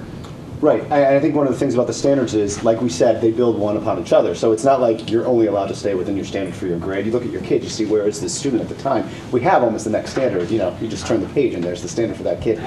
And also, there's no content in these standards. We can provide them with the materials that will challenge that student. We can provide them with the novel or the reading or the informational text that might be a little bit more difficult and might push them a little bit more. And that's what we're seeing that's happening in the classroom. We can add another perspective to that performance task for those students who can take the 3 different perspectives instead of the 2 and say, that's how we can, but still meet the same, address that same standard, but at a higher level. And that's really the idea. How can we get those students to that 11th and 12th grade standard at the rate they need to get them at? And as you speak about the 504, we're very lucky in this district. We have a Board of Ed that really supports the idea of support with reading and math and intervention. And we have labs up here at the high school, and I'll just speak specifically about the high school because most high schools don't have what we have, which is we have a reading lab that is staffed by an English teacher throughout the day. And I have students now who are, they struggle, they go and they have a place to go and have a one-on-one to really work through and support, and the same is true with math. So the nice thing about the standards are that the teachers work with the same sort of group of ideas, but they could really address the students in that way. And the framework didn't do that specifically. The Connecticut framework didn't do that the way this does. And we've invested very heavily in Readers and Writers Workshop. Right. Okay? In Readers and Writers Workshop, you could have a 4th grade class or whatever grade class of students working on a particular standard with very different degrees Exactly. of reading material. Right, Deb? I mean, maybe you could just speak to that. Right. At 4th grade, you might have kids at what different levels operating on. I mean, and that's something that, I want to say goes back to the philosophy in this district, for as long as I've been here, and I've been here since the 80s. We've always done differentiation in the classroom in terms of our reading. So children, are always reading a different level text. And, that addresses our children at the higher levels as well as our children, who need support. And we have very strong support, especially at the early grades, to try to, kind of close some of those gaps that, that might happen. So within a classroom setting, you will always see children reading different novels, different stories. They might be reading on the same topic, for example. I'll just throw out immigration, but there can be, a variety of books that would, be on that subject area, and children are encouraged, to go on and read and to, to develop as appropriate. So our teachers are very well versed at differentiating instruction. And Linda, you shared that resource where the same article can have different reading levels. Exactly. And she shared that with all the teachers. Right. And it's amazing, I'm a high school guy, and it was amazing Right. to see how you can have the different reading. I don't know the name of the... Newsella is just one example, and that's a digital resource that teachers are, and there are many coming, and it's online. And simply by putting in the grade level, the content changes, from, let's just say, a 4th grade level to then by adding more content, more sophisticated vocabulary and so forth, we could switch it up to 7th, 8th grade level very easily. So, and more material is becoming available in that venue. There's some questions in the back. In back, yep.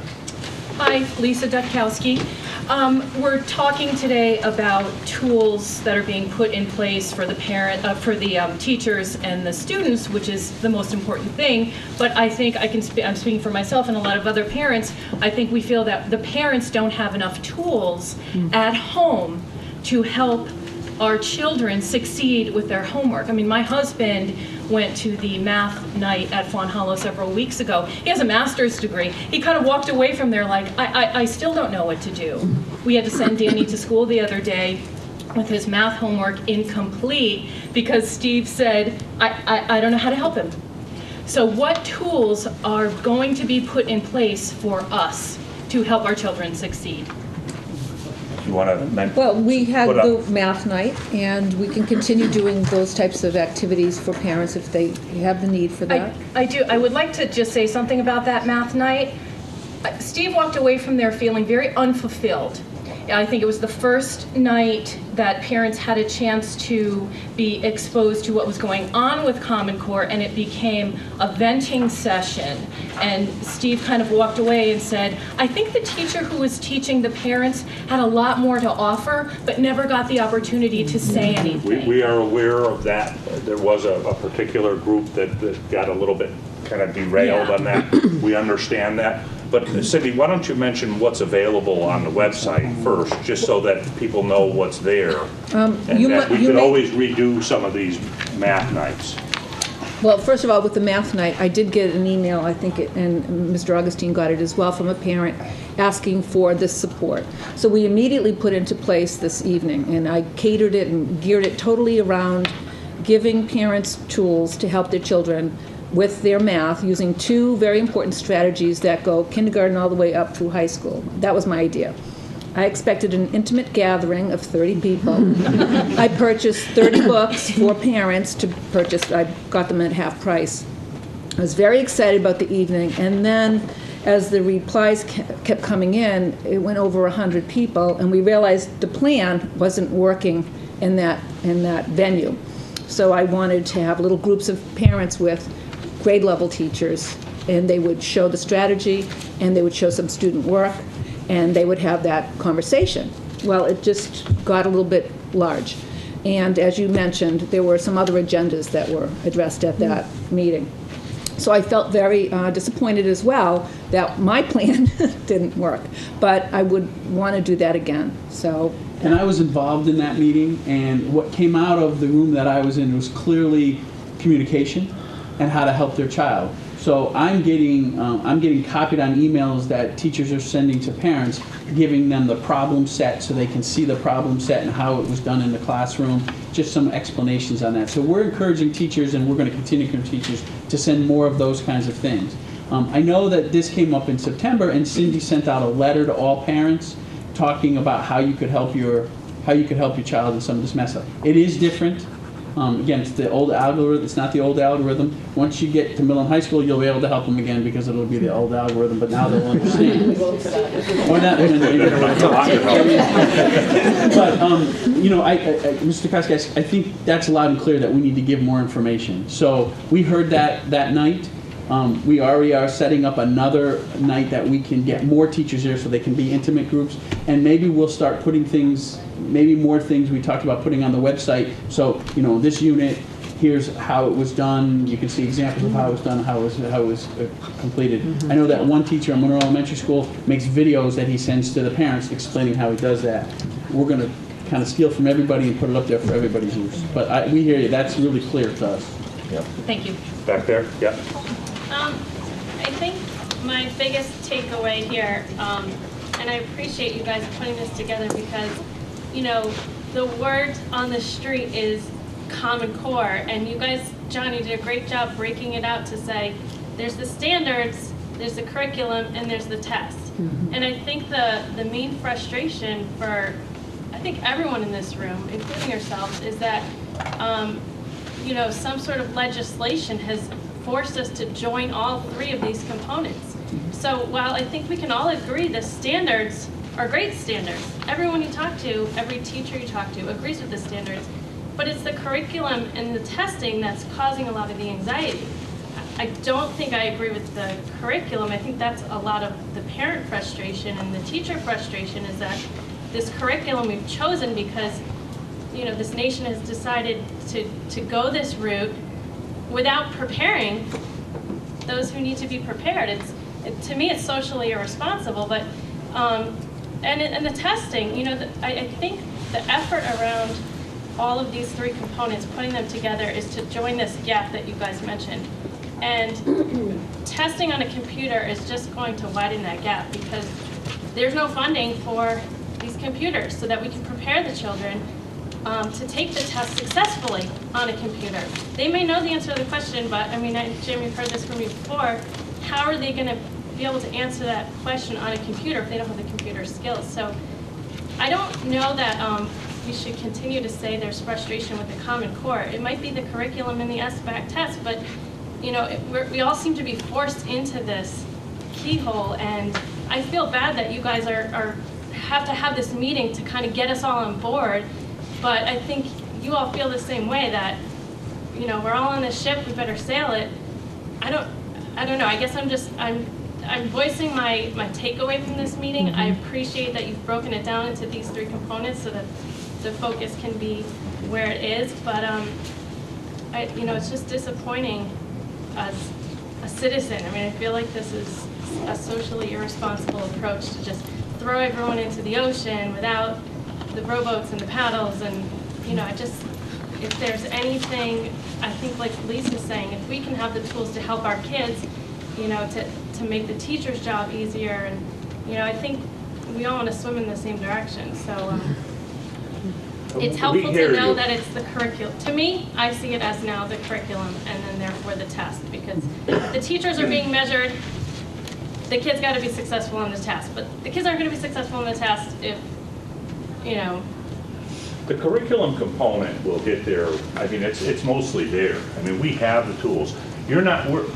Just picture, for instance, most of our teachers have 10 or more years of experience in the classroom. Okay, so the standards aren't, they're different. There's fewer of them. They go a little bit deeper. They are more rigorous. But teachers aren't going to throw out their 10 years worth of experience and jump on a new bandwagon either. So, The math Don't you feel probably like is we- the most difficult adaptation that we're making here. The ELA is not as strenuous a lift to make the connection between the standards and the curriculum. So I don't think the curriculum issue is as big as the testing issue is, and what we're going to get back from it, and how we can use it to our benefit to understand.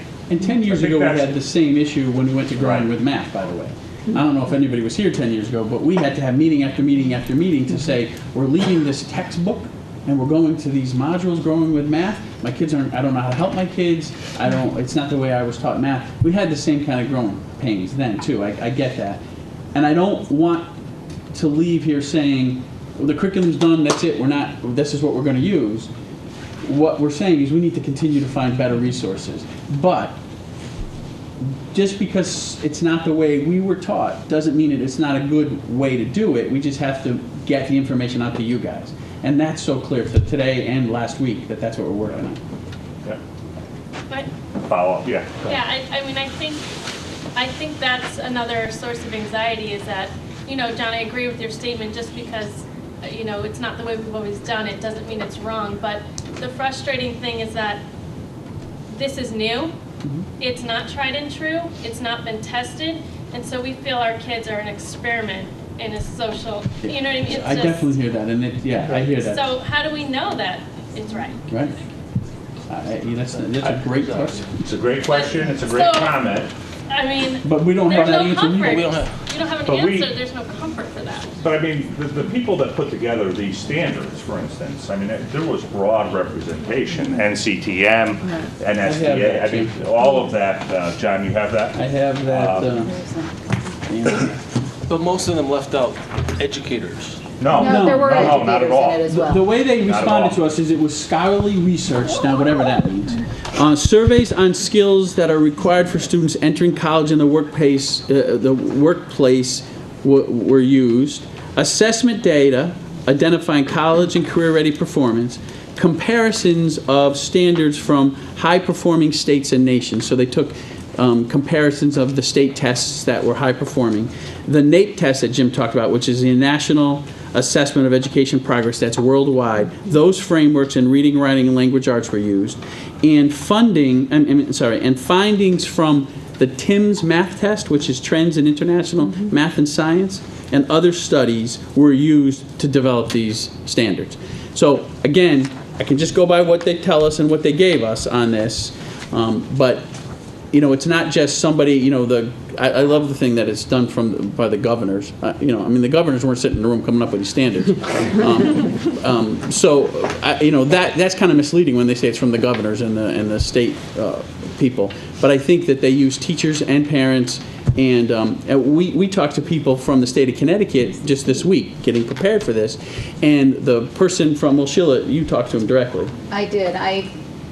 There was a question as to opting out of the Common Core, and I wanted clarification from that because I started to do a Google search to see who has opted out. Well, I couldn't find anybody opting out because states have not actually opted out from the Common Core.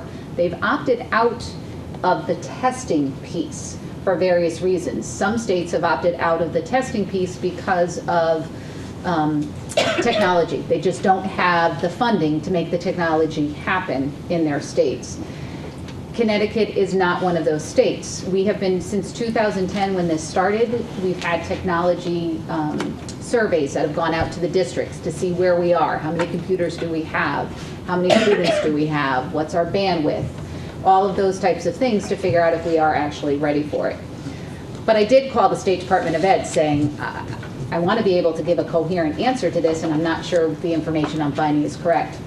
And the person that I spoke to from the State Department of Education has worked on our Connecticut Mastery Test and our CAP test since its inception. And he is a member of the SBAC technology and report piece of the testing. Connecticut does have several people from the State Department of Education who are on the committees working with the Common Core and working with SBAC. There are people from English Language Arts and from Math who are co-chairs from the state of Connecticut who are actually working on the item analysis and looking at the item questions that are going in.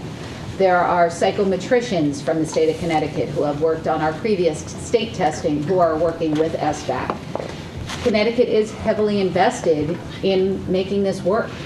We had a really good state test. Comparatively, when they looked at our state test to other states, they liked the model that Connecticut had. So the conversations with SBAC is, can we create something that is similar to what Connecticut had with CMT and CAT? And just to follow up on that, we brought in a teacher from New Hampshire named David Pook to work with our teachers in service days. And he is a teacher in New Hampshire, practicing teacher in New Hampshire, and he helped write the questions for Smarter Balance. So, what we're finding is, the rumors out there that there were no teachers on the committee or no educators isn't necessarily true, because we've met now people who actually he worked on the sit there. standards also. And he worked on the standards. He worked on the standards. standards, also. yes. That's important. That's just Yes, important distinction. There was broad representation. Yeah. Yes, sir. Yeah, a number of things. And one, let me preface that I have 4 children through various groups from top to bottom throughout our school system, and the educators have been, without exception, just wonderful over the years. I mean, we've not had any issues, problems. It's been a great system, and why we moved to Monroe. My wife grew up and went to school here, the same. But I do have a letter from a teacher, and many of the teachers, I think there was a question or a comment about the curriculum and the problems with that. And I think a lot of our teachers are afraid to speak up and challenge or question things. And I've spoken through, not only with other parents, but with the teachers themselves. And they're afraid to speak up because of sanctions that they fear. But I do have an anonymous letter, if I could read what, from one of our teachers here. I mean, I don't know that I would want to read into the record an anonymous letter. I mean, all right, that's I fine. Then if I can quickly go back and I'll ask the questions that Sure. I have. Let me just.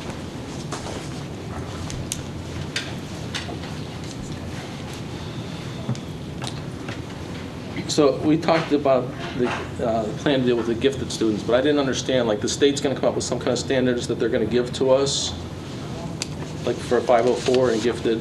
Not standards. Not They're standards. the accommodations and modifications. Test what, modifications. So what specifically are we going to do now to identify those students that are gifted and aren't at the P right now, like on the report cards? And I know there was a lot of people put a lot of time into those, and I appreciate that and thank them. But those report cards for on the elementary level, anyhow, were just P's. And a couple M's here and there. I was told by a teacher as well as other parents that they had the same thing. They weren't allowed to give M's, particularly in math. Everybody got a P. That means nothing. If my kid is at an M or somebody else's kid is at an M at halfway through the year, why are they getting a P? That they're progressing towards the standard when they've already met the standard and exceeded it in whether it's reading or math. There are some standards. Let me speak to that directly. The elementary progress report was revised to reflect the new Common Core state standards. Okay, there are many standards that are on the progress report that it is impossible to have an M in the first report period because the complete standard has not been taught yet. So are there some where teachers were directed you cannot give an M? Absolutely, because you haven't even addressed that one yet, or you haven't done it fully yet, or assessed it fully yet. So that is in fact the truth.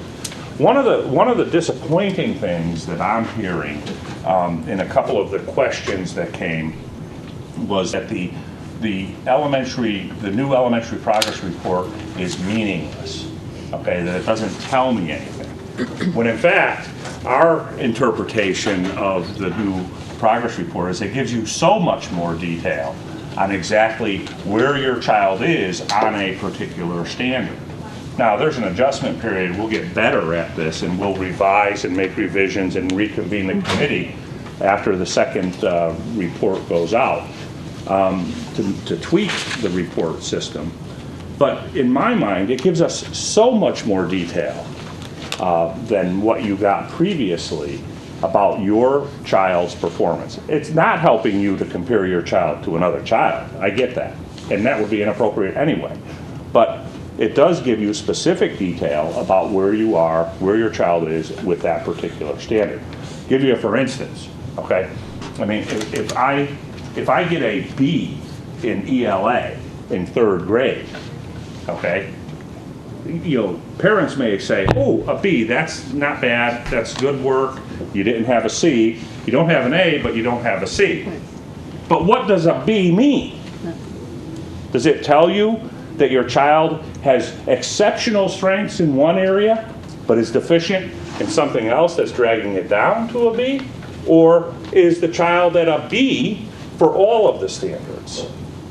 Whereas this report process actually delineates the various things that make up what that ELA is. Jen? I think one of the reasons why maybe it was really, like from your administrators and teachers' points of view, very helpful and a great report card, and maybe from the parents not so helpful, was because you guys are very familiar with all the standards and the levels of measurement, but like at least at that point, I was very unfamiliar with all the levels. So it was like to read that like through everything in such great detail. I mean, I admit, like I didn't like sit there and like read it and try to take in every little bit of detail for every little. You naughty mom. But like, so I, you kind of take a quick look and you see P's mostly and a couple N's here and there scattered around. Right. But I guess if I were to go back and take, and maybe like having this book and really like focusing on every little strand, it would say, oh, she was really good in this skill level, skill set, but not as good. This is where she needs to work, and it would give me a better idea. But I think for the vast majority, it was just there was so much information on there, and people to go. And I remember it is, and it's a transition thing. I remember when we went to the 1s, 2s, 3s, 4s, 5s. It was the same sort of. I mean, people argued about that, and we heard about that, and people didn't like that change from the letters or whatever we used to do. And, but like, and there was all the explanations for what was a 1 and what was a 2 and 3. And it just took some getting used to. Like, if you saw a 3, it's like, oh, it's a 3 and not a 5. Right. But like, okay, maybe a 3 isn't so bad, or maybe like they're at a 3 because they didn't get to the 4 or 5 part of it yet. So, wait till the end of the year. I mean, all of this is a work in progress. Okay, we will revisit the progress report. We will take this feedback and try to make it more palatable. We did have a progress report, how to interpret evening, and we had about 100 people that showed up for that evening. We did two. We did a night and a day. That's right. We did a night and a day. That's right. But there's 500 families that didn't see that, so I get it. Yeah. But these standards haven't been compared to the old standards and proven to be better. So how do we, I mean, these standards, okay, so there's 900 standards on this page, but they haven't been proven to be better than the old ones. And when I get a P, that he's progressing towards standards, how are we supposed to interpret that? Okay, so he's doing pretty good. I mean, it's like taking everything and put it right here in the middle. It's bringing the kids up towards a standard, bringing the kids on top down towards a standard. And there's no way to segregate them based on the MP or, I forget what the other letter is. I didn't see any of those, I or insufficiently meeting. So it doesn't, it's putting everything in the middle. And everybody's right here, which is socialism. Well, I mean, seriously. I would suggest we will put an all call out when we reconvene the committee, and I would suggest that if you have the opportunity to join and be a voice in that. I mean, the committee originally, Sheila, if you would speak to this, what was the committee made of that designed the report card? We had 20-something people. 2 of the parents are sitting in the room. We had a parent from each elementary school. We had a grade level teacher, 2 from each building to do the 6 grades. We had an art, we had a PE, we had a music, we had the 3 elementary principals, we had the elementary coordinators, myself, Mr. Augustine, Mr. Batista. We met, we looked at sample report cards, the committee brought it back to their grade level reps in their buildings and got feedback. We hashed out different things with social development and work habits, looked at different report cards throughout our DIRG, as well as Fairfield County, to see what types of samples were being used. We looked at standards-based report cards that were available at that time and got feedback from them, looked at some that we liked, some that we didn't like, we tweaked words, and we kept coming back to the Common Core state standards. And where are we with that, and how can we explain what we're doing to parents in a more detailed way, maybe too much detail. In some instances, we had lots of conversations as to what does that 1, 2, 3, 4 mean compared to an A or a B, and what does an A look like in Mr. Augustine's middle school Earth Science class compared to my middle school Earth Science class. Maybe my expectations are different, so an A in his class is going to look different in my class. How can we get people on the same page? I would love to be part of any of these things. I know I'm coming across as adversarial, and I don't mean to, because I understand that you guys have to do this based on the state, but I think we can find a way. Other districts, for example, have adopted Common Core without taking a cookie cutter from New York and just implementing it. And I think they're making it work within their parameters and what people understand, parents and such. I mean, I understand we have to do it, and it's nothing against anybody that has made the decision to do it. But I just don't see it being done above us. I mean, are there people in the legislature above you that we should be talking to? I mean, there's many examples. Yeah. Oh, absolutely. With the math, for example. State Board of Education, your local representatives, but again, here's where I would caution, okay? First of all, let's close the conversation on the progress report. The progress report was almost a 2-year work in progress, okay? That over a 2-year period, this thing was developed to try to be as informative as it could. We're hearing now that some people are dissatisfied. We need to re-examine that. We will do that. Okay, we will do that in the next. We had planned to do it originally. The difficulty here is, and I think someone said it back there a couple of minutes ago. If you look at these standards, there is nothing. You would be hard-pressed to find one standard that you don't agree with. The arguments that people have, and I've been on YouTube. I've seen all the shows. I've seen all the Common Core bashing and all of that stuff. It really comes down to some perceptions, oftentimes, that the big federal government is squashing the little guy called the state. Okay, and if you buy into that, you're going to have objections to the Common Core. But are you really having objections to the Common Core, or are you having objections to the Common Core assessment that's taking place, or the fact that it's tying teacher performance to student performance? Separate. I would caution everyone that is having an opinion about the Common Core to be careful about what it is that you find offensive about the Common Core. Because quite honestly, in the bad old days, before we had, statewide standards, one school district was producing a 3rd grader that didn't look anything like what another school district over here was producing as a 3rd grader. And quite honestly, I think that's wrong. I think we know better. We know what a 3rd grader should know and be able to do. And every 3rd grader in the state of Connecticut should know that stuff and be able to do it. That's the bottom line here, okay? This is not about dragging the top down. These standards are higher than any standards that we've ever had before. And the funny thing is, I'm going into classrooms and I'm seeing kids rising to that level every day. It's awesome what I'm seeing in classrooms. And what we saw today was the progression from 1st, 2nd, or 1st, 3rd, 5th. And if you meet the standard in 1st, M, you're progressing toward it at the end of the year if you're an M, then you have the building block to get to the next standard, again, progressing and hopefully meeting. And then you go to that final standard, both in math and in the writing, and it's a really high standard. And if your child or my child was getting a progressing meeting, you want them to have meeting at the end, no doubt about it, if they're meeting that standard, that tells you that they're well on their way, because those standards build one another, they're well on their way to get to that very 10th grade, 11th grade high standard that we want our kids to be able to do. So I hear what you're saying. I'm not sure the socialization, I'm not sure that whole part I agree with. I think that it's important to know if they meet that standard, they're well equipped to meet the next standard, which is higher. But what about the ones that are getting P's at the end of the year? Then that's great information for us.